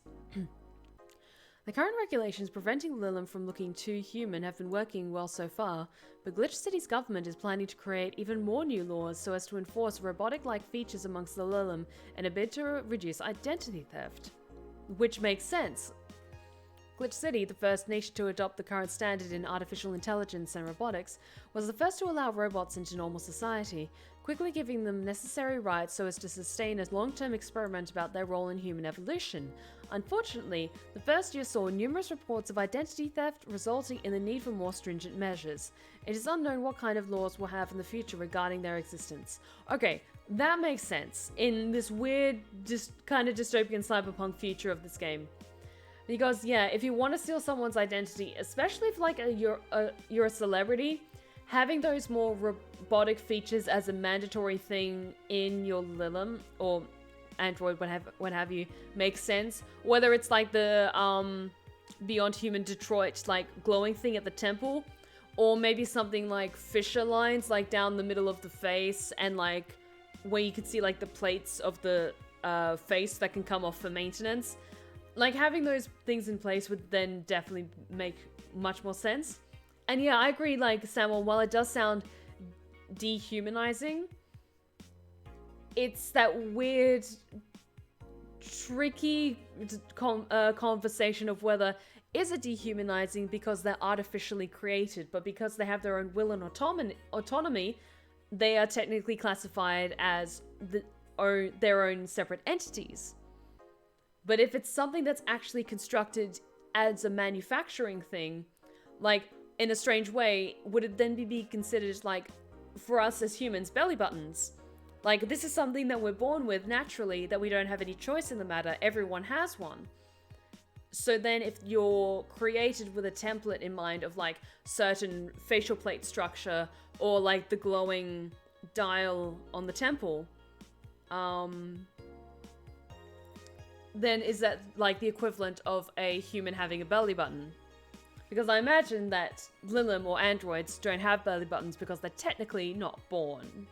It depends, again, on what your method of creating them is. Like, they could be artificially created in a tube or a lab or something and have that as, like, the port of entry or something like that, maybe? Just interesting topics of conversation. After the Great Earthquake, salvage agents are the new rage. By Lana Smithy. The Great Earthquake that sank large portions of the world 5 years ago also created an unexpected new profession, salvage agents. Summer Aki is one of these salvages, and she shares her experience with the augmented eye. Seeing big cities like Tokyo and places like Caracas several kilometers below the ocean's surface, that's something that gets to you, you know? Millions lived there before the Great Earthquake, and it's on me to retrieve their memories, their lives.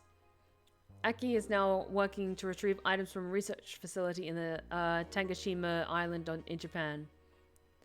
And Australia? Australia is a tad more complicated than that. Hey, Technomage Grim! How's it going? Welcome back. Take a seat, enjoy yourself, and have a good time with us tonight. Grand Slam Fighters crowns a new heavyweight champion by Lana Smithy. Glitch City's most popular pro wrestling promotion crowned a new heavyweight champion yesterday, with Giant Usuke taking the gold from fellow Japanese wrestler Justin Liger. After previous champion 66 American Kid was forced to relinquish the title due to a head injury, GSF decided to hold a tournament to find a new title award holder. The match ended after an epic 30-minute bout, Giant Usuke applying for a massive German suplex for the 3 count. During an interview with AE, Giant Usuke told us through a translator that he's been waiting for 66 American Kid to recover. I won't rest until I beat him clean. Yeah, I want to know what happened to Australia as well. Like, did the emus finally get us? Did the rabbits and the emus finally team up and kill us, or... Mega earthquake probably engineered by the emus. You know what, Helen? That wouldn't surprise me. They are some crafty motherfuckers. Or it was one idiot who decided, hey, let's make robotic emus. And they destroyed us all. Oh, and thank you for the hydrate check, Zeetheranok. Much appreciated.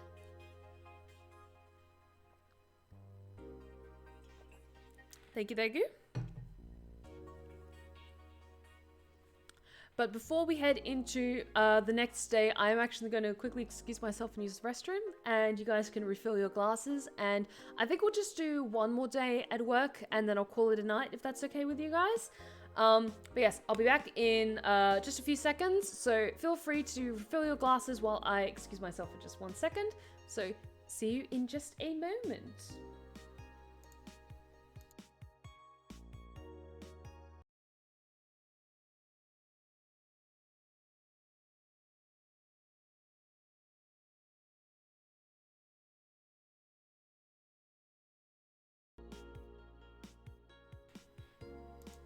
And thank you so much, guys. I much appreciate it.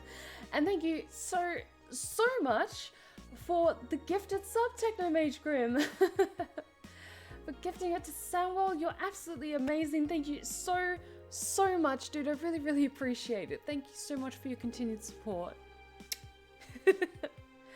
Oh, you guys are so nice. Thank you so much. Yes, and I agree, we did not lose the war against the emus, I'll have you know. We, as Australians, discussed the terms with the emus and we tactfully retreated. We did not lose. Oh, you guys are amazing.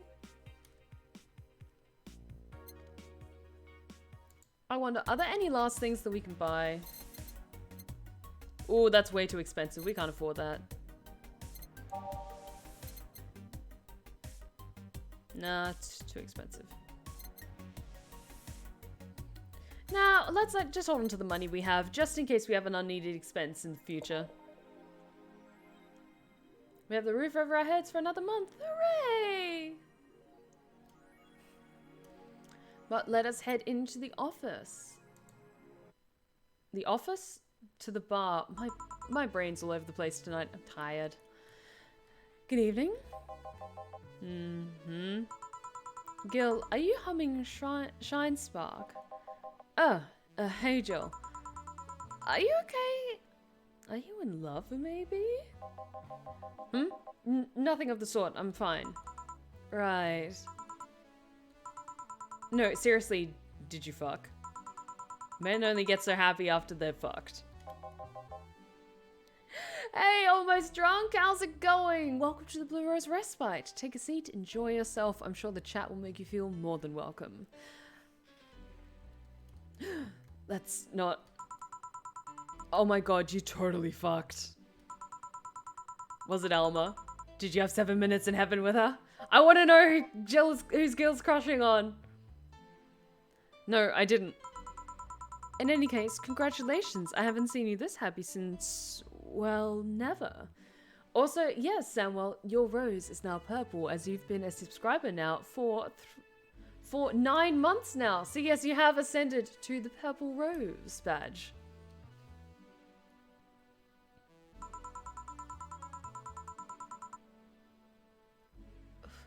Apologies in advance.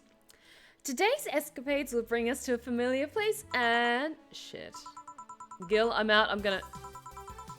Not so fast, flat bartender. If that's even your real name.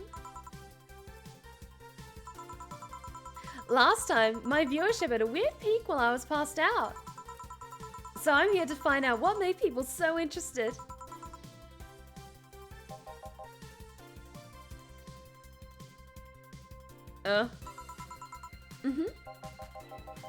Do I have something on my face? This guy totally fucked. No doubt about it. That gleam in his eye is unmistakable. Whatever. Just keep it down. Hey, Jill, you're here. Isn't that the passed out girl from 2 weeks ago? I'm not here. Oh, sorry. I'll be back in my office then. Anyway. Streaming Chan, she's a bit much. She's a bit much. Yes, you are correct, Shadow Tom. In my sequel to my Dryder ASMR, the song that she is humming is I See Fire by Ed Sheeran. I like that song, and I would just try to find a cool song I can hum. So, nice spotting. Very nice spotting.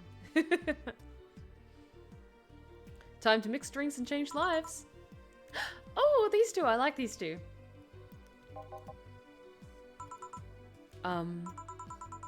You are too happy and you are too mopey. What happened? I was right. Huh? That Laura girl was head over heels for him. I was right on the money. Say, that girl. I'm not here. Sorry. Isn't she the one that passed out last time? Anyways. Betty was right and that deserves a beer. And you? I'm fine. A Friday beer for a cheerful Betty. We can do that.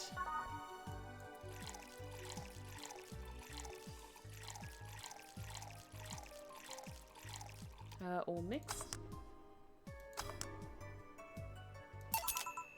Here. Woo! So that girl was actually infatuated with him? You should have seen her, screaming from the top of her lungs that she liked him. And him just standing there thinking. Just like that.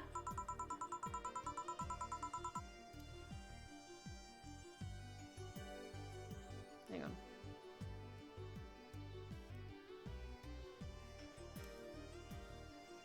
In retrospect, it was a tad too cliched for my taste. Still, I knew she liked him. I was right. I was right. He doesn't seem particularly happy. He never is. Unlike your co-worker, Holy shit, did he fuck? Like, yeah. You could just tell when someone's got that happy, like, post-orgasm glow.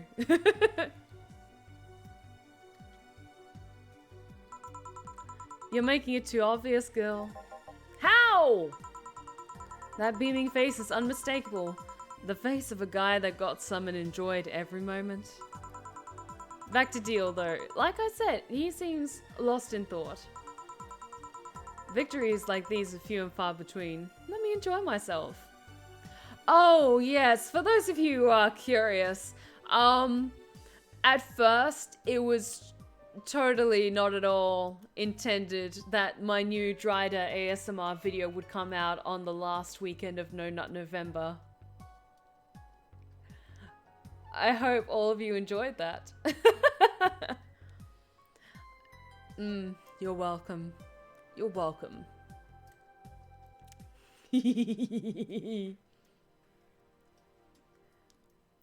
Victories like this few and far between. Let me enjoy myself. Can I get something non-alcoholic here? That's not how you drown your sorrows, piece of scrap. I'll have a bloom light. Okay. Fuck, what do we have that's non-alcoholic?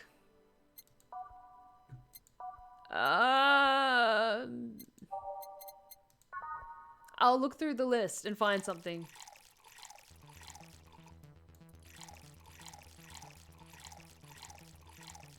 Oh, you're right, Hayden. I think Sugar Rush doesn't have any alcohol, all aged and mixed.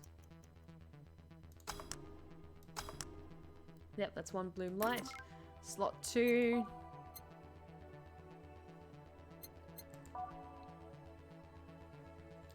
The Mulan tea, the thing is, I'm wondering if it's actually a alcoholic, like, infused tea. I'm gonna play it safe and just pick something that doesn't have any carmetrine in it. A Bleeding Jane doesn't have alcohol in it.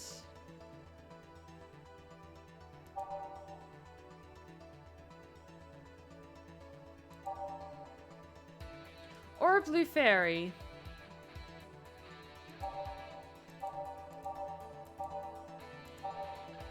Or a Crevice Spike? Maybe not. A Fluffy Dream, maybe? Frothy Water. Nah, not a Gut Punch. It doesn't seem their style.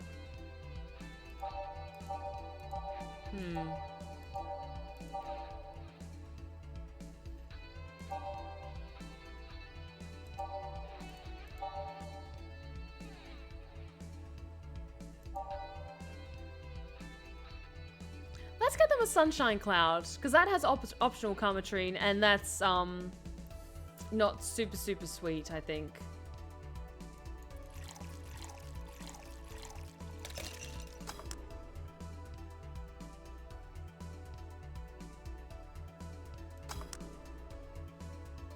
On the rocks and blended, so hopefully this works. Here. Thanks. Same. Celebrate all you want, but I'm freaking out here. I know nothing about relationships. I have no idea what to do. Well, for starters, what do you think, Jill? Me? Huh? Betty, I've seen a few of your relationships, remember? Aside from Veronica, there's Angela, Pamela, Sandra, Rita, Monica, Erica, Tina, Mary, and Jessica. Or should I say, didn't share the bed sheets, snores like a pig, cold feet, shampoo waster, chocolate addict. Too religious, fan of the wrong rugby team, teetotaler, and chews with the mouth open. What do you think, Jill? That you must be quite the heartbreaker to have so many relationships in a short period of time. I mean, about piece of scrap situation. And thank you. I know, I was getting some Mambo No. 5 vibes from that as well. Oh, I love this game. I'm not the right person for this. Gil? He's still on fucking Cloud 9. Or is it fucking in Cloud 9? Asking the real questions here. What about Sneaky, sneaky. I'll be damned, she actually hides pretty well. Oh. For starters, how do you feel about her? I don't know. I don't know her that well. You could start there. Ask her out sometime. Get to know her. Maybe she'll change her mind. Maybe you'll change yours. In the end, you lose nothing by... What? I'm just realizing I'm giving love advice to a Lilim, so I don't know how well it applies to you. These things are humans in all but organs nowadays anyway. Even if that's the case, it's interesting that she felt that way towards him. Why wouldn't she? This fella is a good catch, if I do say so myself. And like I said, humans in all but organs. You've surely encountered Lilim that you sometimes forget are not humans. Well, we live in weird times, but hey, that only makes them more interesting. It's odd going to other cities and not seeing the same integration of Lilim, though. Well, Glitch City is pretty much the cradle of social experiments involving Lilim integration, so... Anyway, just try to get to know her. You'll find out how you feel afterwards. Yeah, I think I'll try that. It's quite the uninspired advice, if you ask me. Anything else? Let's commemorate the occasion with a piano man and a piano woman. We can do that.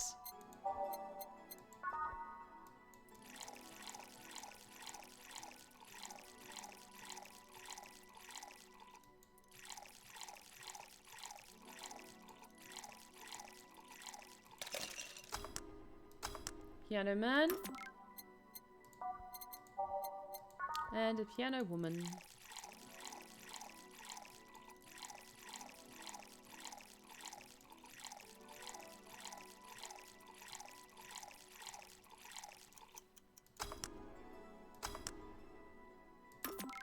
Piano man, piano woman. Here. And now we reach a stalemate. I normally take the piano man, but I feel there's a symbolic value in taking the woman.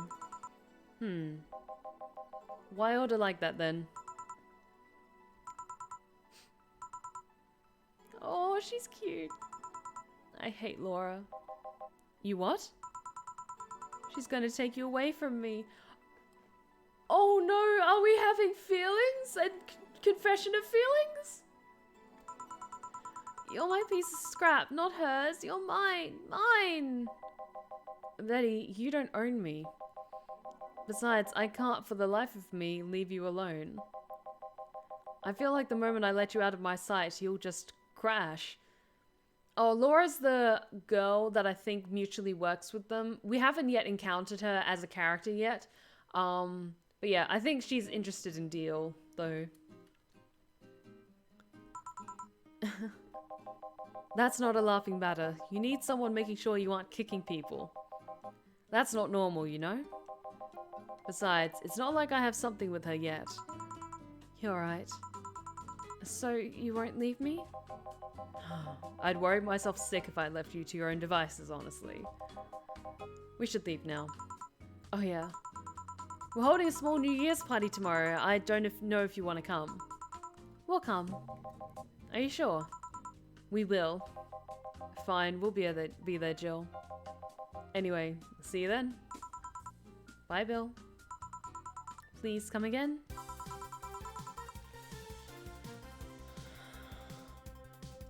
Party! I'd love to go!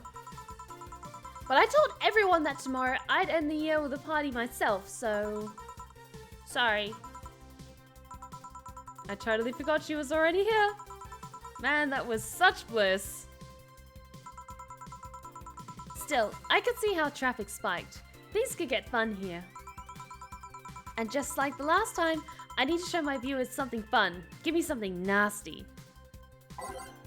She wants something nasty again.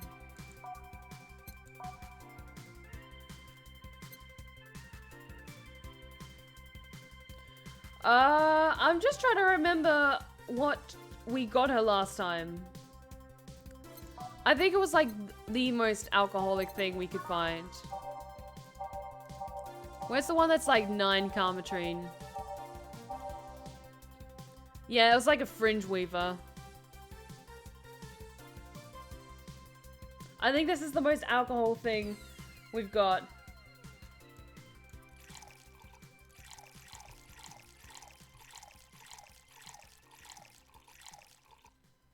I think this is right. Yeah, fuck it. Let's give her a big fringe weaver.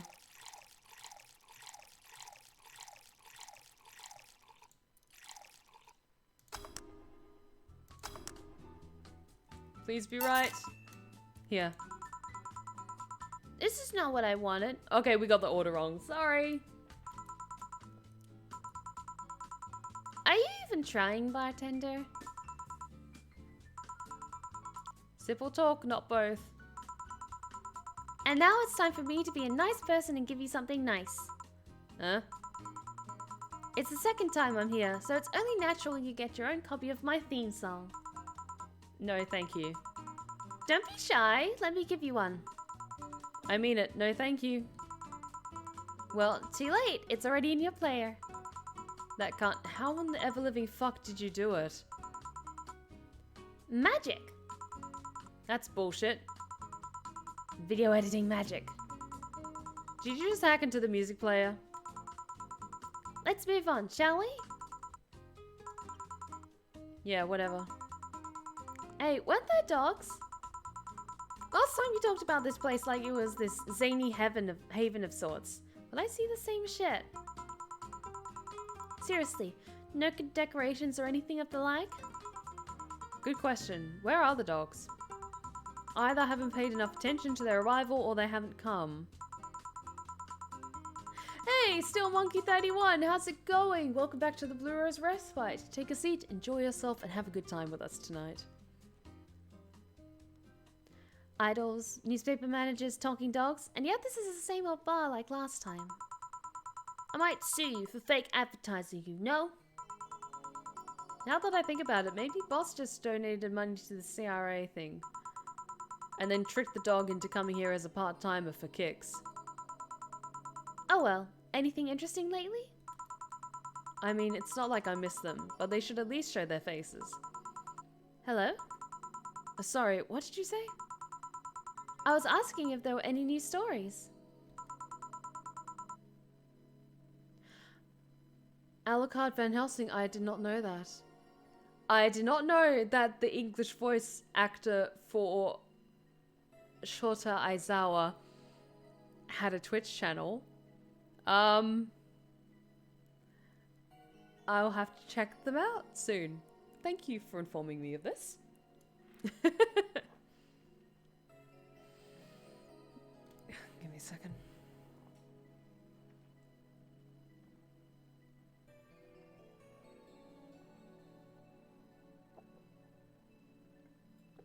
Thank you for the hydrate check, guys. Sorry, I just needed a minute to compose myself. Thank you for that. Let us continue.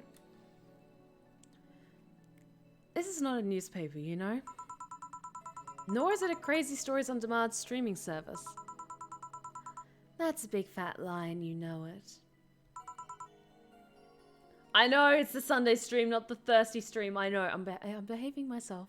I'm behaving myself, I promise. Shut up.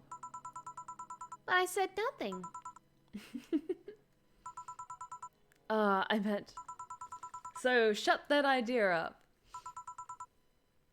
Yeah, that. I won't. Last time I came here, the viewership peaked for some reason, and I want to find out why. Maybe Pretty Boy over there can tell us the story of who he fucked. He's so distracted he won't even make a retort. Amazing. I guess that's something worth saying, but...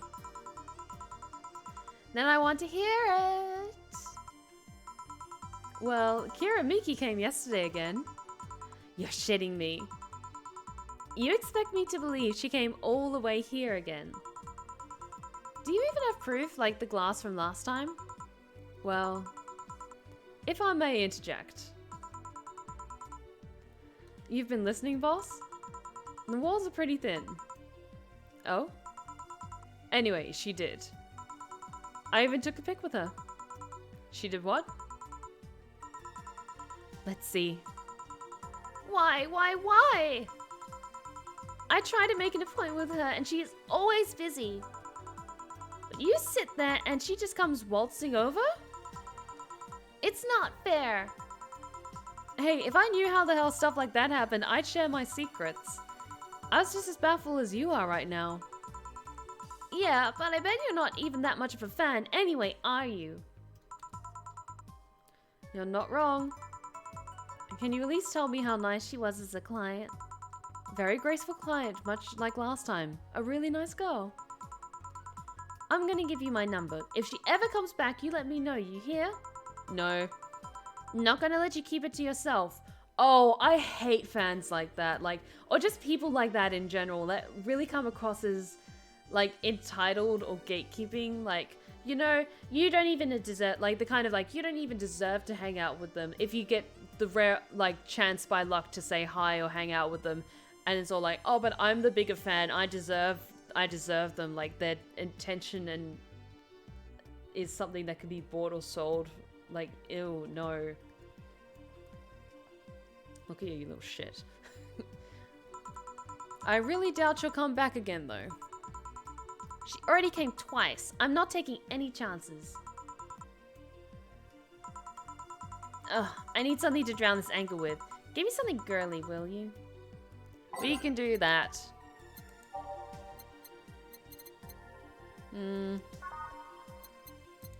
What's a really expensive one? She's pissed me off. I want to make her pay for something expensive. Blue Fairy's kind of expensive. Let's get her a Blue Fairy.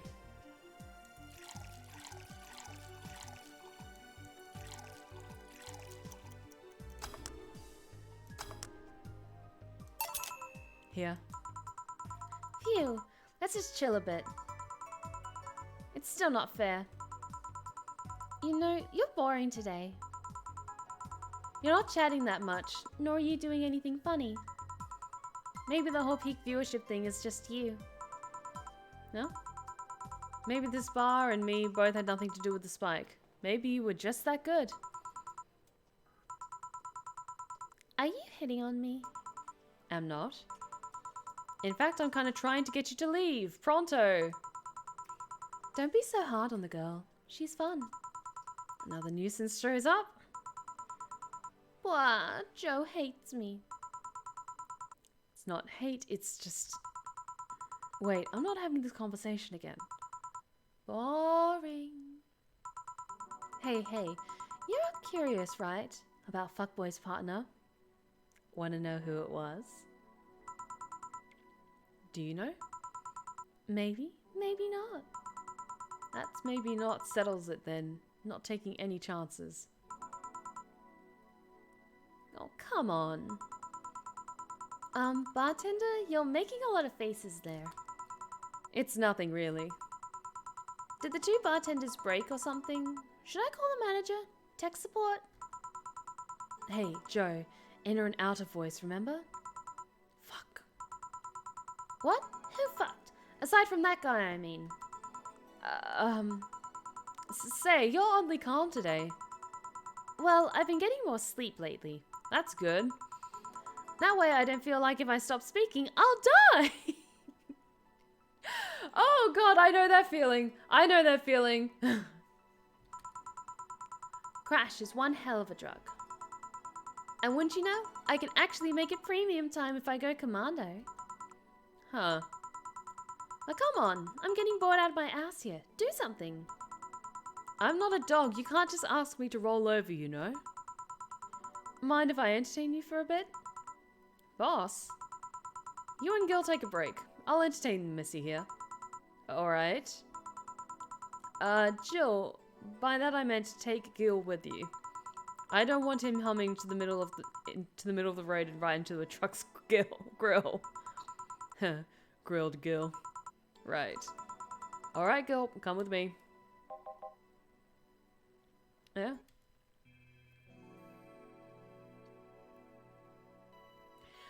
Also, yes, we have hit an amazing high number of viewers at the moment, so Thank you all so much for deciding to venture by my humble little corner of the internet. Feel free to stay as long as you like, relax and unwind with us.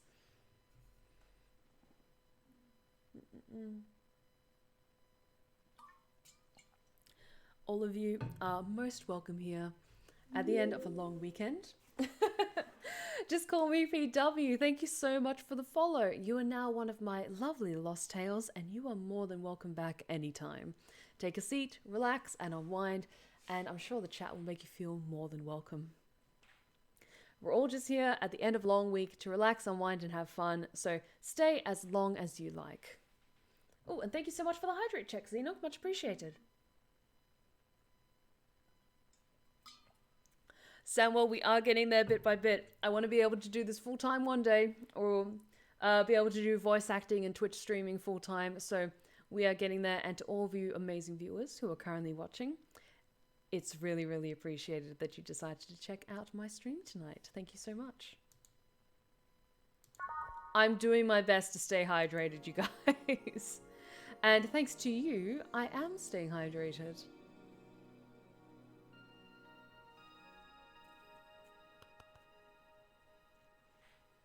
But I do kind of like that you can see my Christmas tree in the background. Ooh, this is going to be interesting. Maybe we'll get some more secrets told. What one? No thanks, I don't smoke. Oh, Zeetheranok, I'm always, like, dehydrated. Like, I'm no longer thirsty, I'm just permanently dehydrated. Oh, and best of luck to you, Shadow Fang. Really hope it works out. Alright, I got a text from Alma. Boss, Alma and Gil didn't fuck. Okay, we can cross Alma off the list then. Well, that's a bummer. She is sending congratulations your way, though. Tell her I said thanks, I guess. So, who was the lucky girl? So, it was a guy. I never thought you swung that way. It wasn't a guy. So, it was a girl. And you did fuck. I don't feel comfortable talking about that, you know. Okay, I will say, as much as this has kind of been a running joke, if Gil wants to keep that private, he can keep that private. He doesn't need to be, like, divulging all the juicy details as to who his partner was and what they got up to. Like, especially if they don't get their rocks off that often. Feel free to be as public or as private about it as you want, but it's like, it's about the partner's consent and knowing about it as well. Like, say, like, you just started telling everyone, oh, hey, I got my rocks off with this person, and then they hear that you're talking all over town about them. That's, no.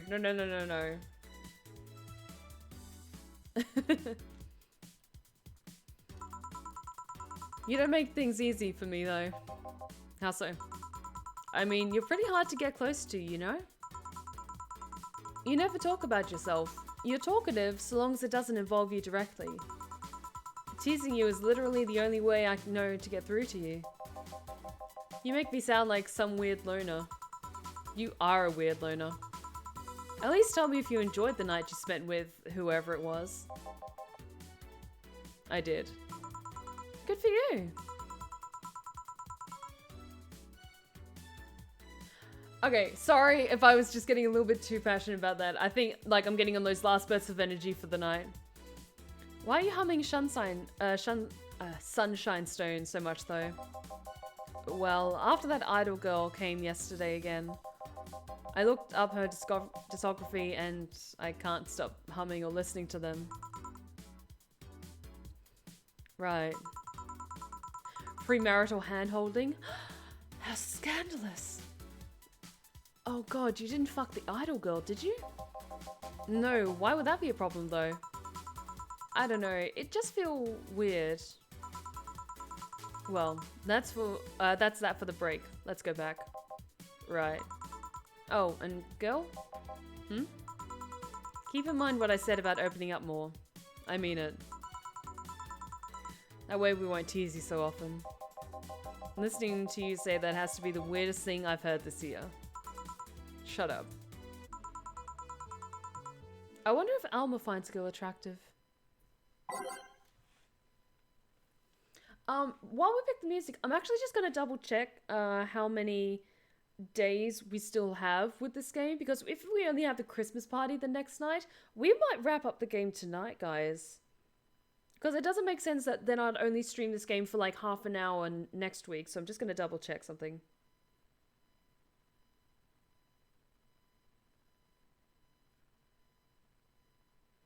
And when I search Valhalla, it comes up with Assassin's Creed Valhalla, which is great.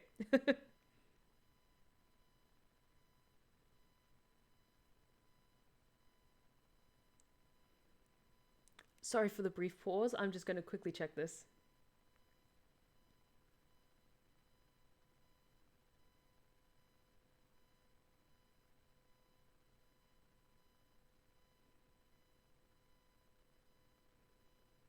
If you already know, guys, then feel free to comment. And just hang on.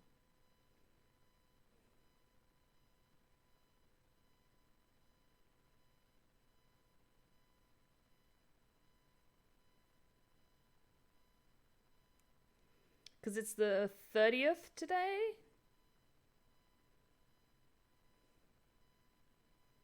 I believe.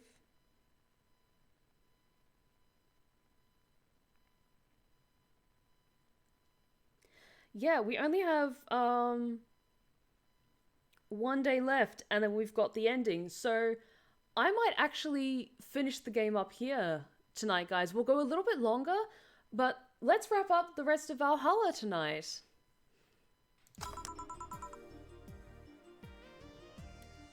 Because yeah, it doesn't make any sense to me to then only stream this game for like half an hour next week, when we could just charge on ahead, wrap up the rest of tonight, rest of Valhalla tonight, and then start something new next Sunday. So, yes, everyone, sit back, relax. If you want to refill your drinks, feel free to, but make yourself cozy, because we're going to be streaming a little bit longer than normal for my Sunday streams, because let's wrap up Valhalla tonight. And that's that. Back. What were you two doing back there? Fucking?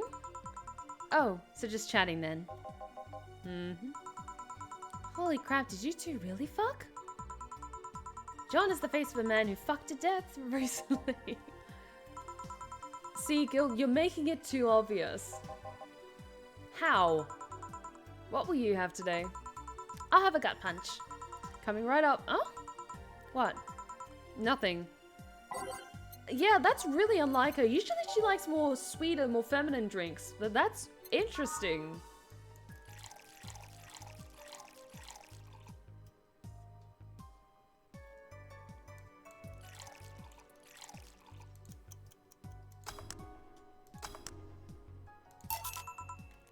Here. Stop looking at me like that. Sorry. Are you okay? It's weird for you to order something like that. Yeah, I'm just trying out stuff. Did you know Lilim tongues are designed to identify foods using the chemical components? Our tongues were designed with the human ones in mind. For example, the first flavors that we detect are sour and bitter, just like you guys. I checked my personal specs, and apparently my sensitivity is set to 1.2235x. That makes me hate those flavors because I feel them harder.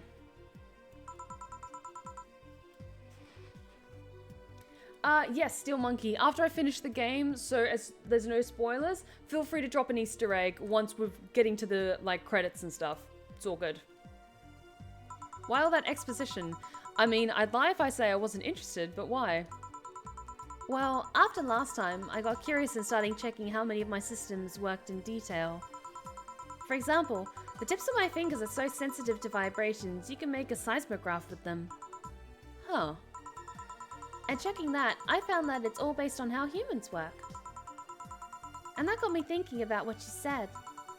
I mean, for my systems to work, humans had to understand how they work. And after all those discoveries, they're not any more or less artificial. Why should I be? Why should I be? I don't know. Looking up all of that suddenly made me feel real. It was the opposite of what I felt last time. I feel like I'm here right now. Glad to hear that. Alright then, let's try something sweet now. There we go. Yeah, this is feeling more and more like she's starting to get into her existential crisis. Let's get her a piano woman. Something sweet.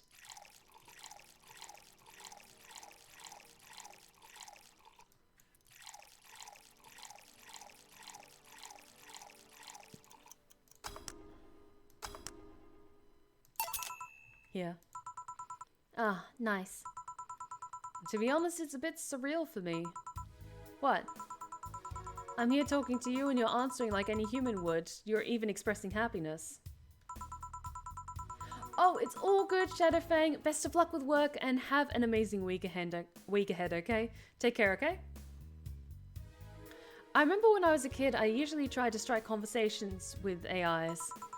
But after a bit, they just start looping through their built-in answers, repeating the same thing over and over again.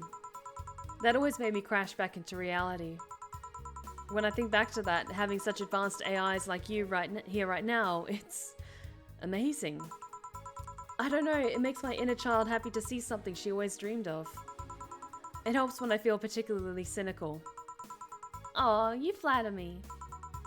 Besides, I've always thought about humans like nature's Lilim.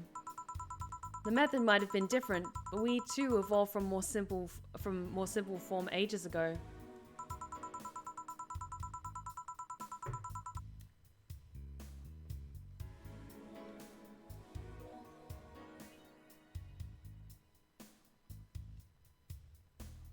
If Lilim managed to create biological life years from now, it will all have come full circle. So what should I take from this is... You love me?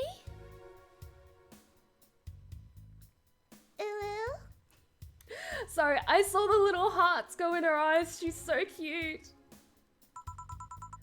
Don't overdo it. Anything else? Let's go with the sugar rush. Okay.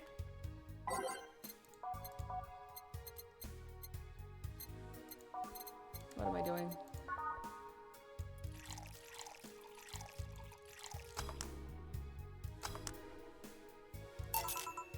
Here. Even in doubt, my love for these is real. How romantic. Man, that Goro is a blast. Don't you feel like talking a bit more with Didi? Didi is too much of a prick, and Goro is tired. Besides, I want to talk with the bartenders. Oh, fuck. Well, I tried, Jill. I'll be in my office. Cute little girl, Lilim. Oh, God, this is going to be painful, isn't it? Come, girl. Oh, fiddlesticks.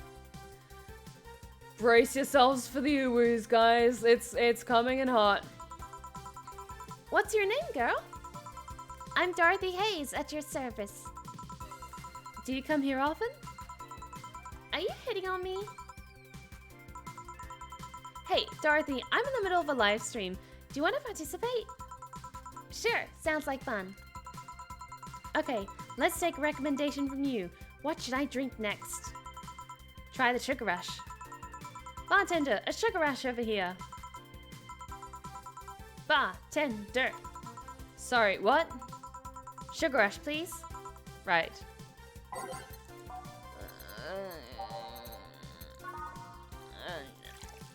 At least it's not like something super alcoholic though. Here. Good choice, Dorothy. Yay! So, what are you doing in my turf? Streaming Chan. Yes? No, I meant that's what she calls herself. Man, that's a tacky name. Dorothy? Please drag her. Please drag her. Yeah, but it's my tacky name. Actually, that's not really my name. What's your real name then? Behind Streaming Chan's awesome mask lies the humble Nicole Chen. Humble. Why not call yourself Streaming Chen? It's funny that you mention it. You see, when I started out calling myself Nika Chen. I changed websites so the name felt a bit out of place. Thus, I became Streaming Chen. Everyone nicknamed me Streaming Chan though, so I just went along with it. Oh yeah, I get it. At one point I was going to call myself Dolores Hayes, but then I realized the name was as subtle as a brick to the face. Anyway, I'm here because the last time I came, I ended up with greater viewer numbers than usual. And so, I wanted to treat my loyal audience again. Oh, I see. Well, you came to the right place, especially if you're looking for some comfy fun. Honey here might seem harsh, but you just need to crack her shell. Shut up. See, you just need to say the right thing at the right time, and she becomes a sweetheart. Quiet you. Don't play hard to get. You know it's true. Hey, stream girl. That's me. I'll regret asking this, but don't you have a sponsor? It's weird that it's been this long without some advertisement. I have, but you see... The contract with them expired, so Marvin, the business guy or whatever, had to make a new one. He was going to send the draft to his lawyer, as it has had a couple of additions, but... Let's say he got too excited with my VR model and the contract became unreadable. Oh, so he used the contract to... Yeah, he cut it into a pair of panties and rubbed it... I'm not going to read that. That is, oh, I'm uncomfortable. That is... Oh, I'm going to skip ahead. I mean, you'd expect certain principles to be upheld, even in the adult VR industry. I reported him and he got fired, but now they're looking for a new business person thing.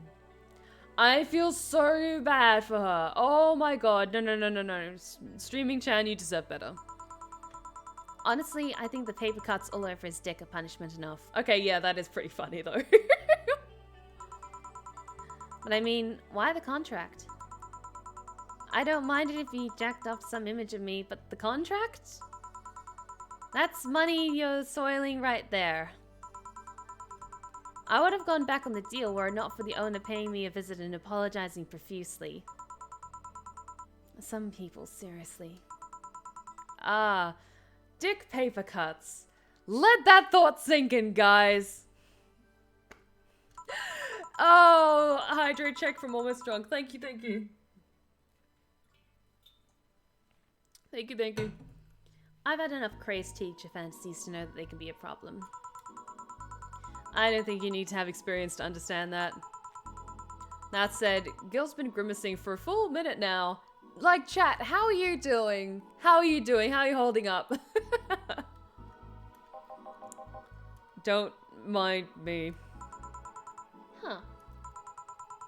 But you know, I like you, Dorothy. Why don't we celebrate with beers? My treat. Alright. 2 big beers, honey.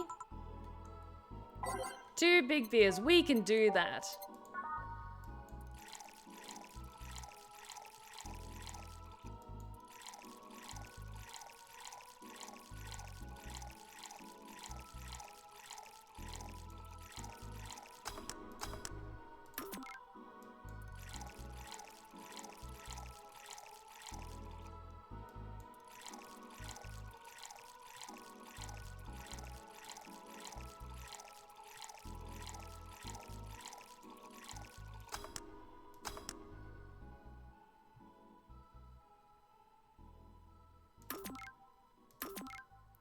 Cool. And let's start. Here. Cheers. Cheers. So, what do you do, Dorothy? Sex worker. Really? You wouldn't happen to have male co-workers, do you? Am I not good enough for you? Getting serious? No. Fooling around, maybe. Still, I want to spice up some premium nights, so... Do you have a card? I could send you some numbers and pics. Sure, here you go. And here's mine, just in case you change your mind. Hey, is camgirling like that a good job? Can you earn enough? More than enough. I can even afford an apartment in a high-end district of Glitch City. It could be a challenge from time to time, though. You can't just do anything and expect people to come back. You need to be varied. Keep it fresh. It's all worked out nicely, though. I'm one of the top streamers on my website. I even got this. She's got a body pillow. Yay. A pillow? Not just a pillow. A dakimakura with the website's president on it. Oh, that's... I don't know how to feel about that. Dakimakuras are fine and dandy. But it's when it's got like the website's president on it that's maybe... That's an interesting choice. Let's leave it at that. It does actually look like it's got the Twitch logo on it, doesn't it? God damn it. It's a trophy in honor of all the money I've brought to the website. It's even a direct line to him. I can use it to call him for tech support on the spot. Call him. Let's see. It's busy. Oh well. The only condition they stipulated for this dakimakura is that I can't use it for premium content. Not that I would've, but you know. Boring nights, lonely nights, anything can be a dildo if you're brave enough. This fucking game. That kind of stuff. Yeah, you tell me. I could show you something too, but only if you let me promote myself at the end of it all. Sure, go ahead.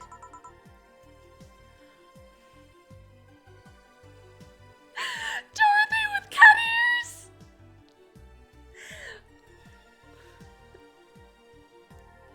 Dorothy with cat ears, yes! She just went from cute to cuter.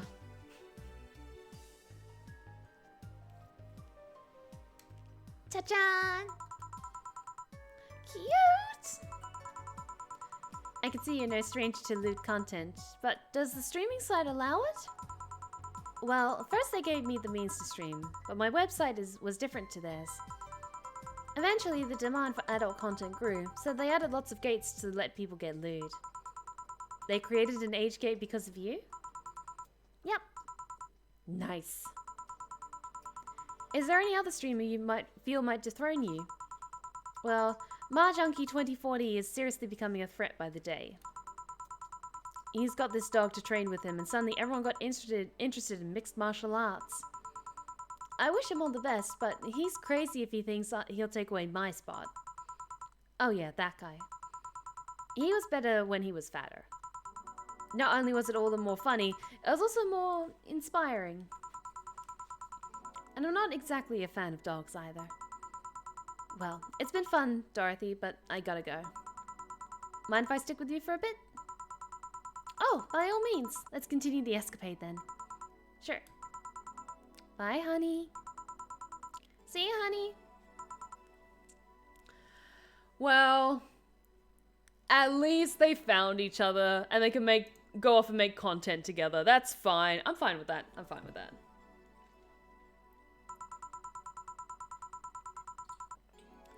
Should I remind Dorothy that those ears of her are signal jammers?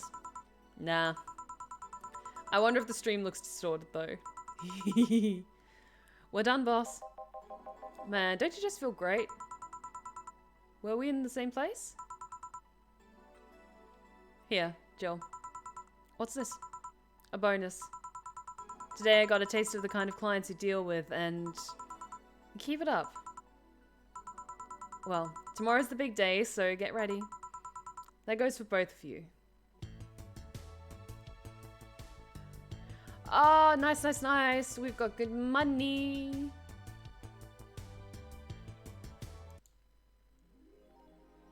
You have no new notifications or reminders. Happy New Year. May all your wishes come true with a new bountiful year filled with health and joy. Happy New Year. Yes, we're buying as much shit as we can carry from the shop. I'm buying the Kiramiki banner. She is amazing. So let's buy that. Hang on. Paper lantern.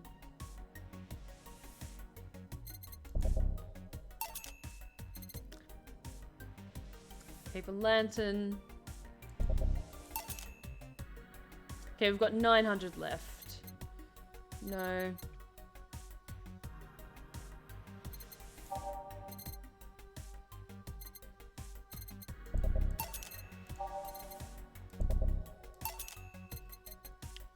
And we can't afford anything else, but that's okay. Yes, beautiful Kiramiki banner. It's looking amazing. And we don't have anything new from the Augmented Eye or from the blog or from Kiramiki's thing. Let's save. And then we're heading into the last day of this game. So, everyone, we're heading into the last stage of this game. Refill your glasses if you want to, and sit down and enjoy the end of this amazing, amazing story. I'm curious to see what ending we get. I'll leave the closet open in case you want to hide from the noise. Thanks. Oh. Let's head into work for our last day at Valhalla. Saturday, December 31st. Well, let's see. Gil's in the back getting everything ready.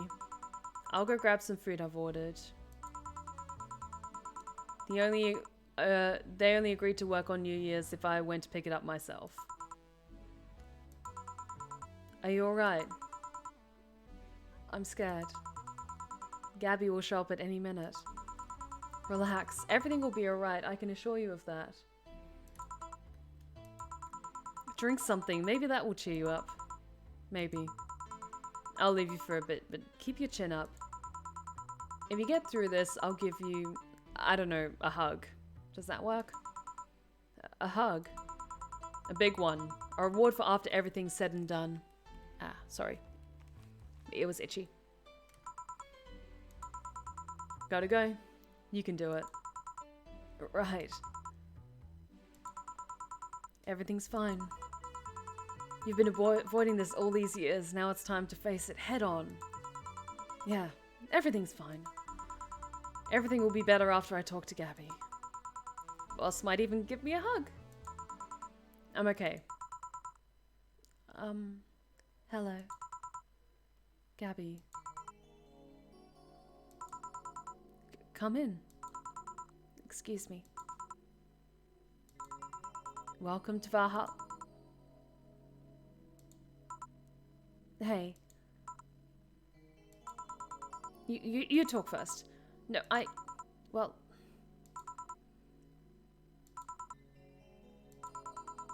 Some days ago, I got a letter. And even odder than getting a letter is the fact that it was from your sister. A what? My sister sent you a letter. That's the first I've heard of it. What did it say? I don't know, I never opened it. At least not until now. Huh? I figured I should read it with you. Yeah, let's do it. Let's read it. Alright then.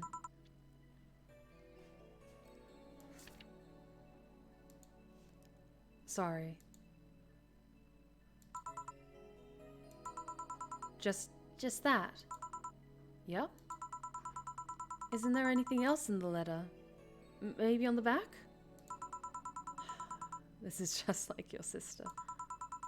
I spent days worried about this letter, not wanting to open it for fear of what it might contain. I lost sleep and appetite thinking about it.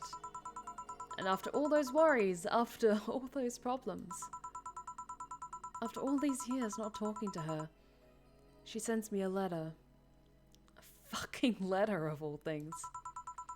And she just says, sorry? Sorry for what? For our fight? For not talking all these years? Oh, now I'm fucking pissed. Are you laughing? Sorry, I remember all the times my sis provoked you that way. Like that time where she gave you chocolates labeled 1, 2, and 4 during Valentine's Day. And you were pissed about the lack of a 3. Or that time where you left an unopened beer bottle on the table, she sneakily opened it and took a sip. She didn't tell you she did it and you were confused all day long. She always bragged she knew me like the back of her hand. If the letter was supposed to piss me off like that, I guess she had all the rights to brag. Maybe she was being sincere though.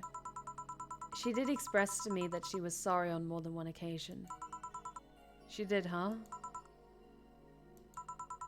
You told me that she died from localized nanomachine rejection, right?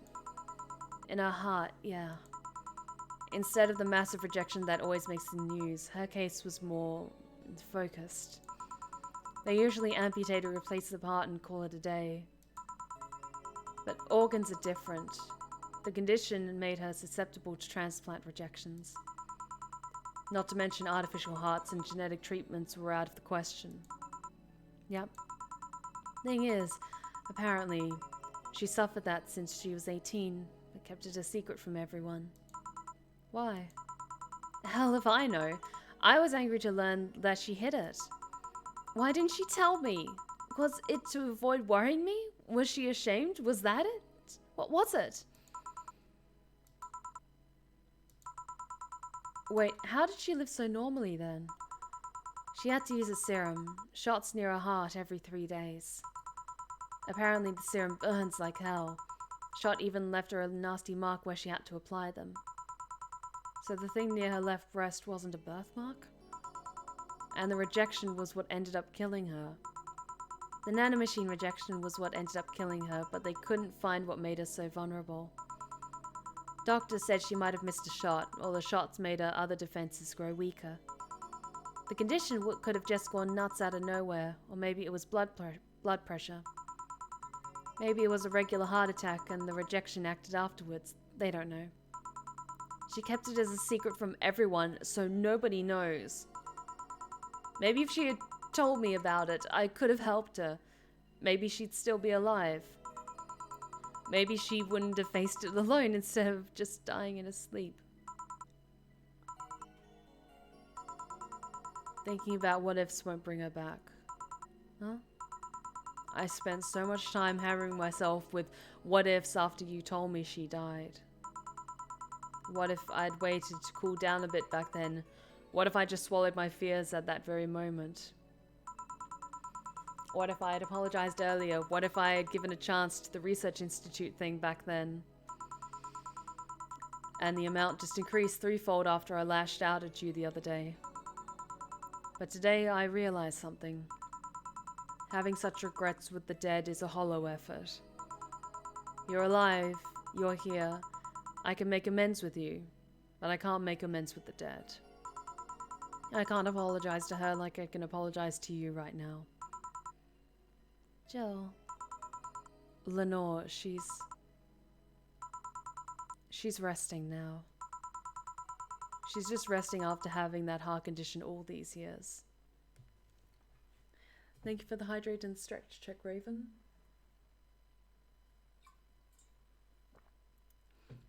We're just at the emotional climax of this game, so everything's a little bit quiet at the moment. She's just resting after having that heart condition all these years. She didn't have to face it alone, though. If she only... So, let's celebrate her life and achievements. If we are to mourn, let's mourn her together. If we are to honor her, we'll do it together. Together. Lenore was a fun-loving person. The best we can do right now is try to lighten up, even if it's only for a moment. I need to ask, though. Did she really start to complain about chest pains shortly after I left? No. She didn't get visibly worse after you left or anything. Everything was actually too sudden. She did complain about chest pains from time to time, but that actually goes away back before you left. Back then, we thought it was just acid reflux or something. Gods, I even blamed her death on you. I was just too angry back then, and part of me just wanted to put the blame on someone or something. And you didn't deserve that. Sorry. Hey, I'm sorry too, you know? We both have things to apologize for. Don't think too much about it. I should have been more mature and not shouted at you either, so... Let's just call all that water under a bridge, shall we? Are you sure? Of course I am. So, how did you find me exactly?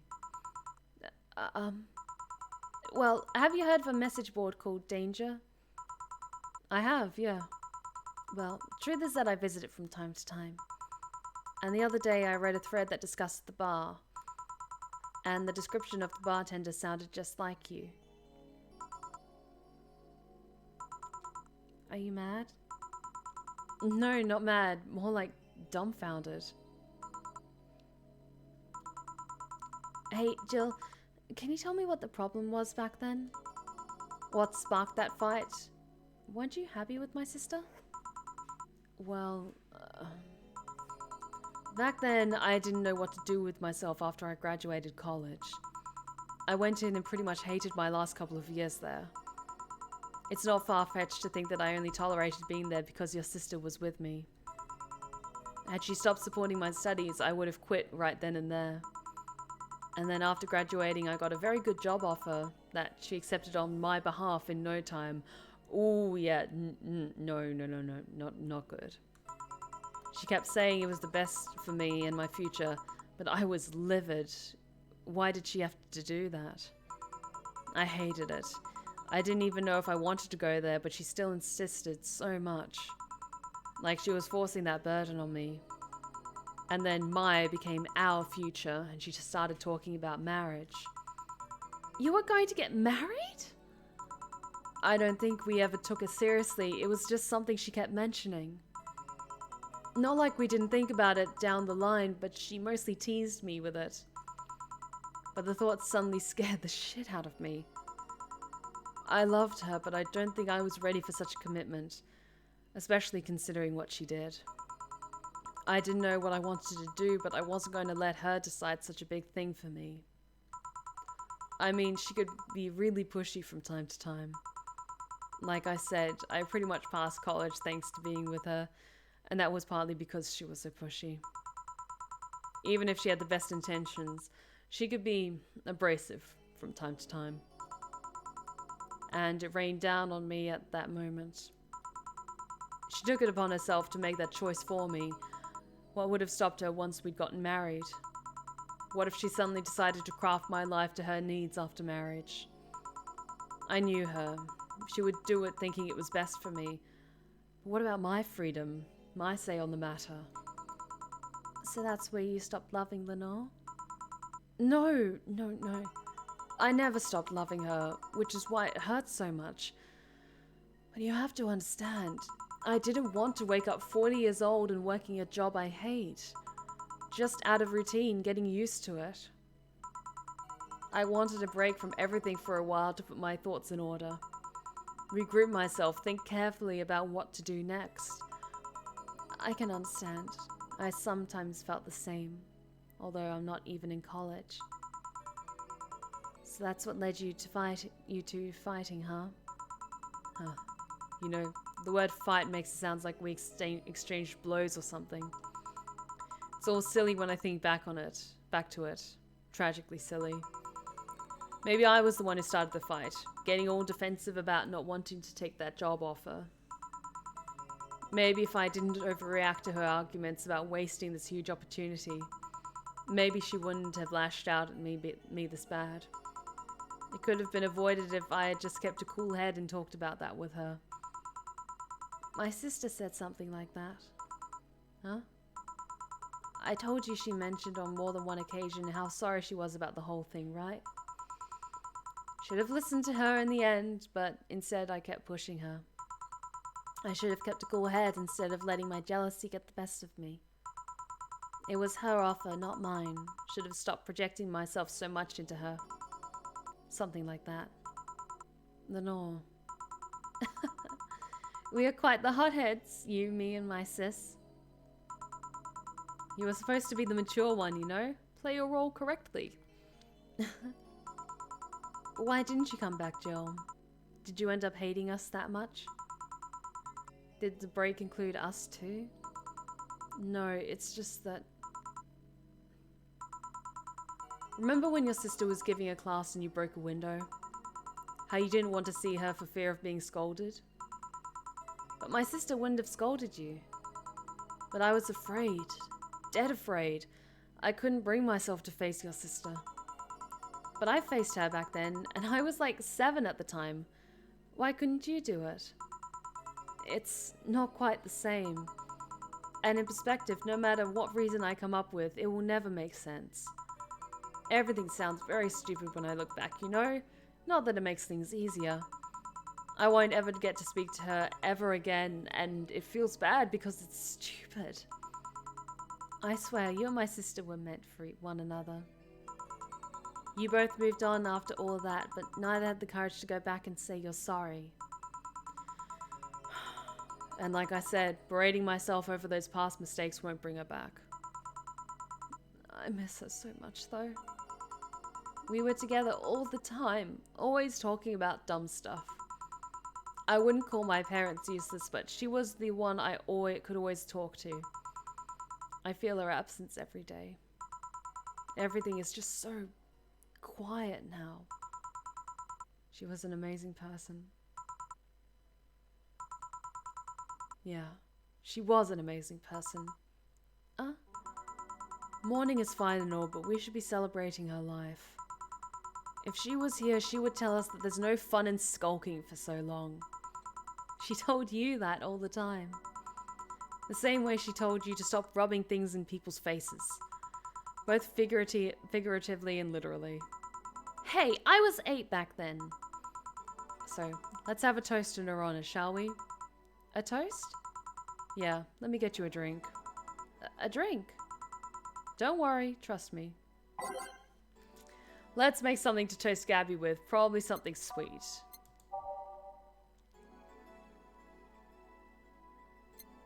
Yeah, let's do something sweet. I think a sugar rush because she's underage, isn't she? So we won't put any alcohol in it.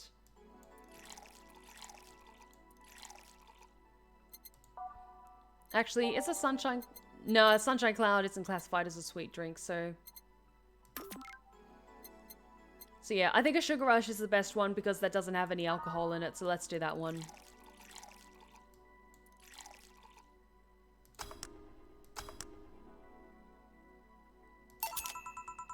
Grab this for a sec. Okay. Lenore, I know you're watching from the beyond right now, as I give a drink to your little sister. It's obvious to me now that we both meant to make amends at some point, but we never got around to it. I can't apologize to you anymore, but I can at least make your rest easier. So know that I'll look out for Gabby in your absence. I'll make sure Gabby grows into a fine young woman, just like you were. I'll always be there for her. I'll be sure the little brat doesn't face the same problems you and I had. Hey! Want to add anything? I'll always miss her. Don't say it to me, say it to her. That's a bit... Come on, just this once. I'll always miss you, sis. Sis. Sis, you idiot. Why did you keep that secret for so long? Idiot. Idiot. I always told you everything. Wasn't I enough? You idiotic idiot. Ugh. Hey, Jill. Promise me you won't be like that knucklehead. That you won't keep stuff like that to yourself. Only if you promise the same to me.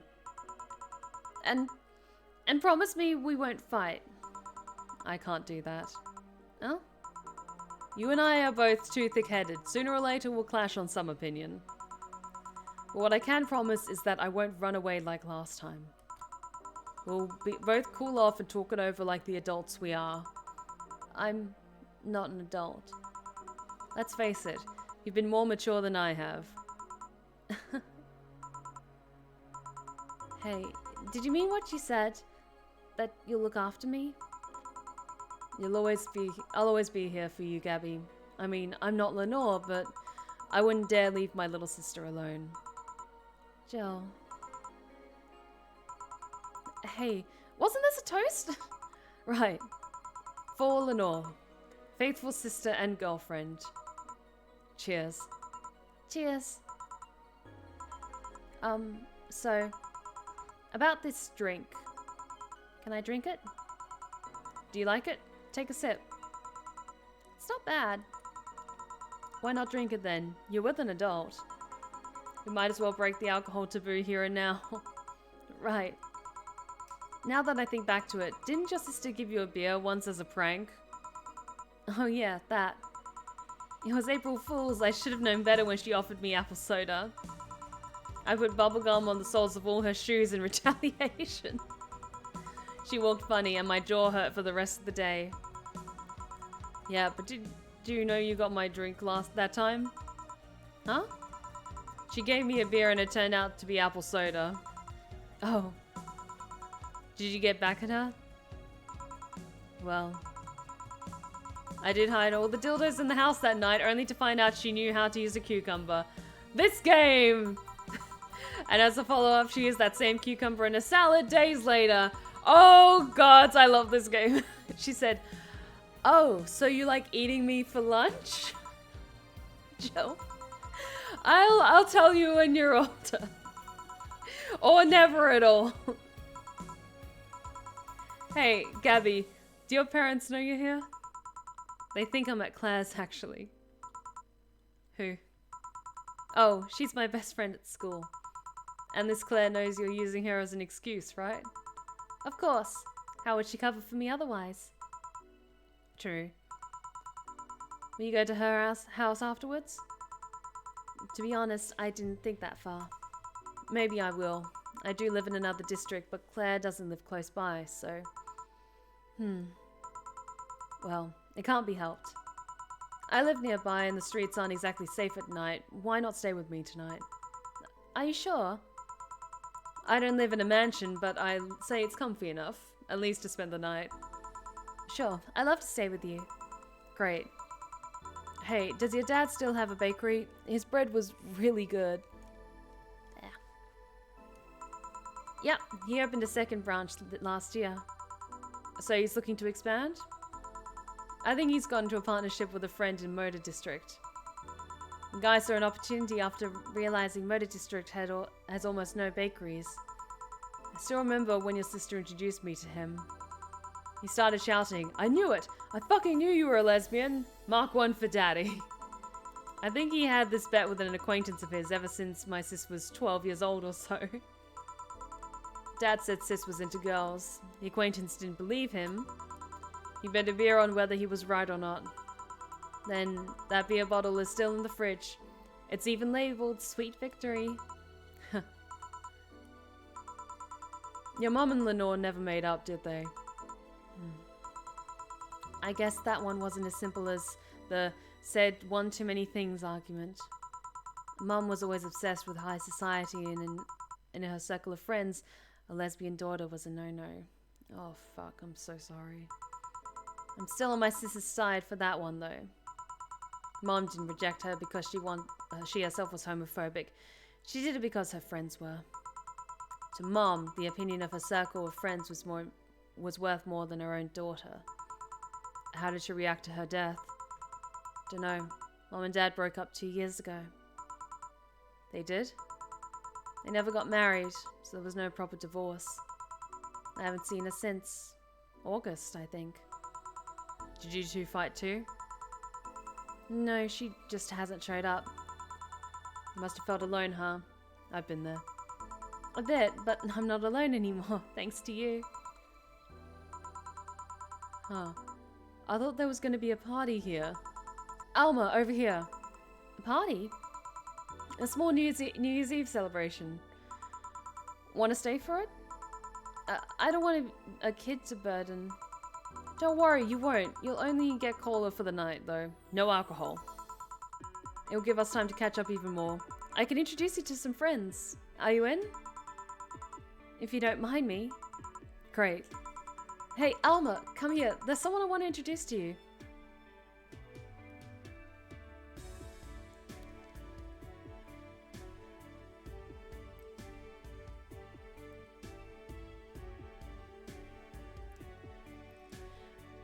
And I think with that, we've officially reached the end of Valhalla.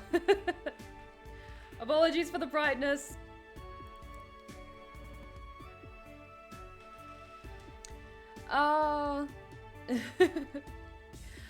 This game was so lovely. Like, I'm so glad you guys voted for this one. I was really looking forward to it. Like, yes, I'm well aware that I'm glowing. Hang on, I'm gonna see if I can adjust the settings a little bit.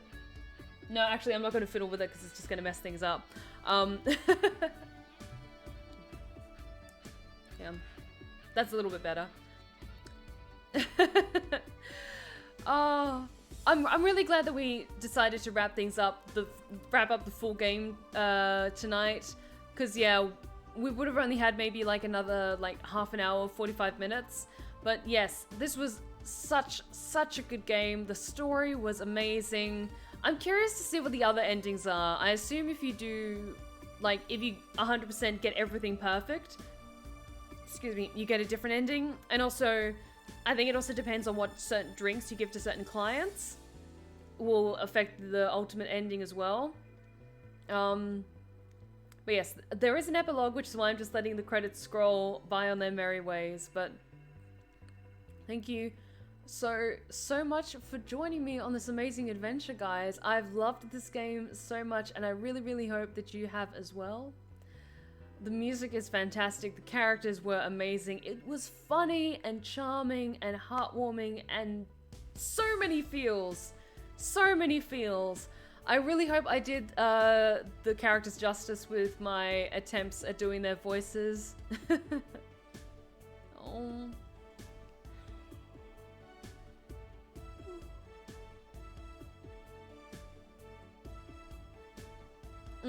Thank you for the hydrate check, Zeetheranok.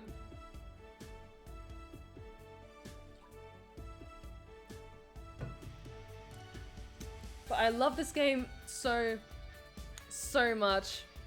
And I'm so thankful that you guys decided to stick around and experience this with me. I had so much fun with this, and I really hope that you guys did as well. Oh, and thank you for the stretch check, Deadpool. Oh, I needed that. Yes, we did have fun. Lots of fun. I think I could speak for the rest of the chat and say, yes, we did have fun.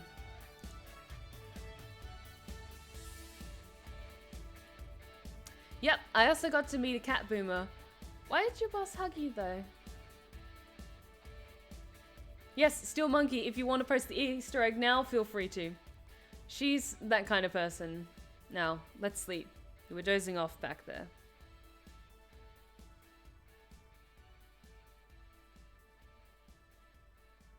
You're right.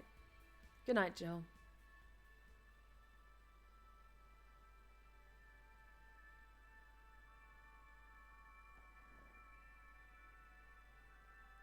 We'll play some more tomorrow. Good night.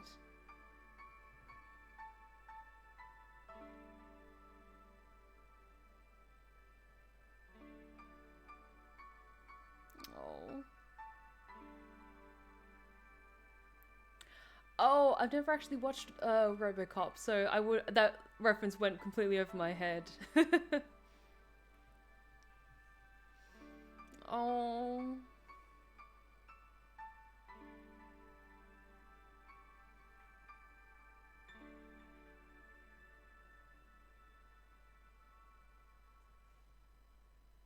This was wonderful.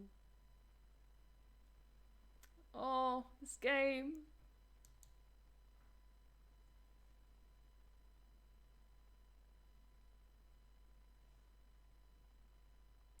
Saturday, February 25th. I can't believe you actually made me do that sleepover thing. You didn't have to accept, you know? Shut up. I'm having a good time. See? Even Gabby is having fun. Relax a bit. Yeah, whatever. You know, Alma, you remind me a bit of my sis. I do? How? Always managed to get a reaction from Jill. Sis always said that Jill acknowledging your presence is the best way to know she likes you. You're talking too much, Gabby. Oh. It's different with you, though. With my sis, Jill was more frustrated. Like this one time she brought her a shirt that... You're talking too much, little girl. A shirt that what? That had a picture of a cucumber on it. Cucumber? Ow! What are you doing with my hair? Sorry, got stuck in one of my fingers. Seriously? So, I'm a bit like Lenore then? No, you just might remind me of her a bit. Moreover, my sister wasn't as ass. What this girl is trying to say is that with your tits and ass, you could build a Lenore and a half out of the mass. That just means there's enough to share with both of you. Share? You're talking too much, Alma. Sunday, August 27th.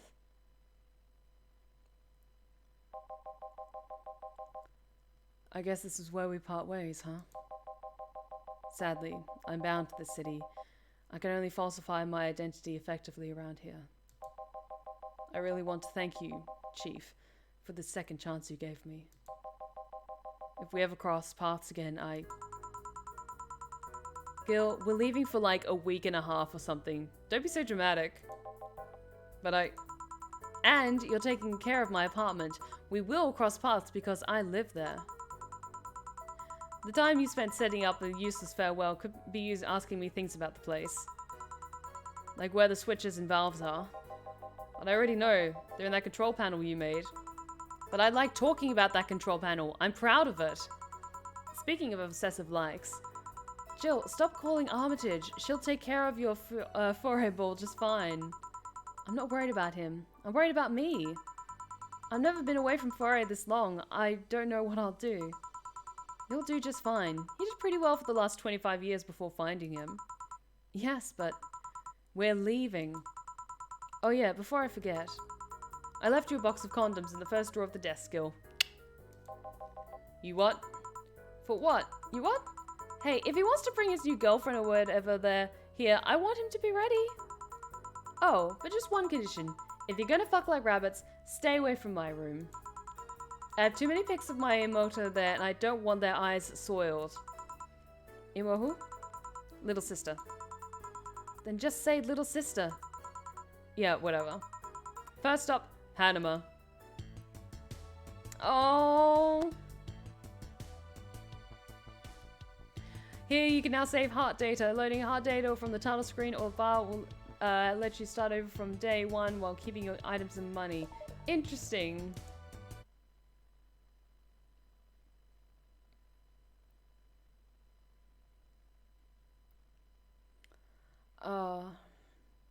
Let's head back.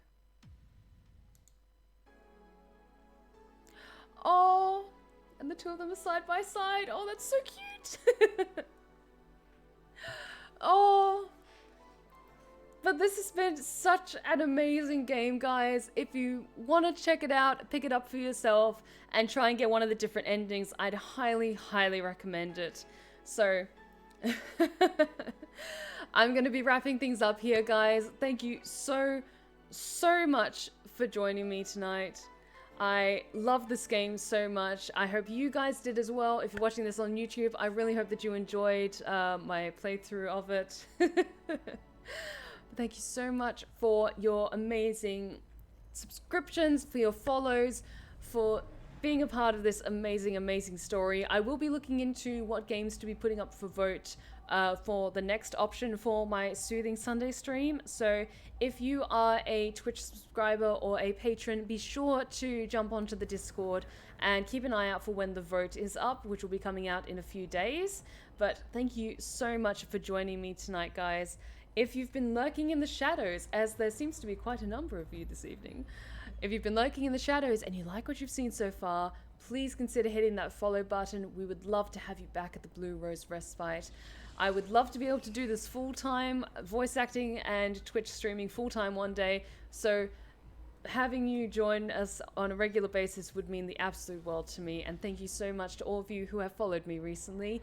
We are over 700 followers, and we just keep going up, baby.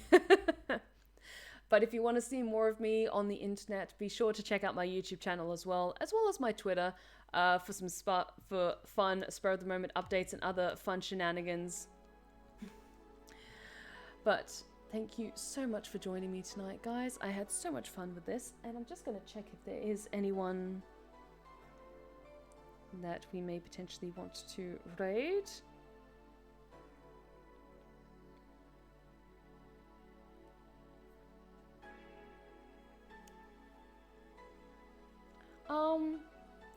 Honestly, with the kind of chilled out energy that we've got tonight, I can't really think of anyone at the moment who's got a similar kind of stream at the moment. So feel free to do your own thing. It's all good.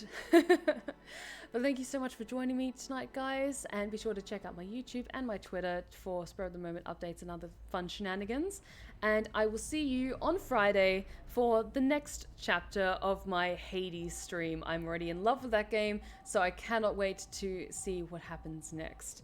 So, thank you so much for joining me this evening. And remember, especially with how things are in the world, take care of yourselves, take care of each other, and as always, stay wicked and wonderful. Good night, guys.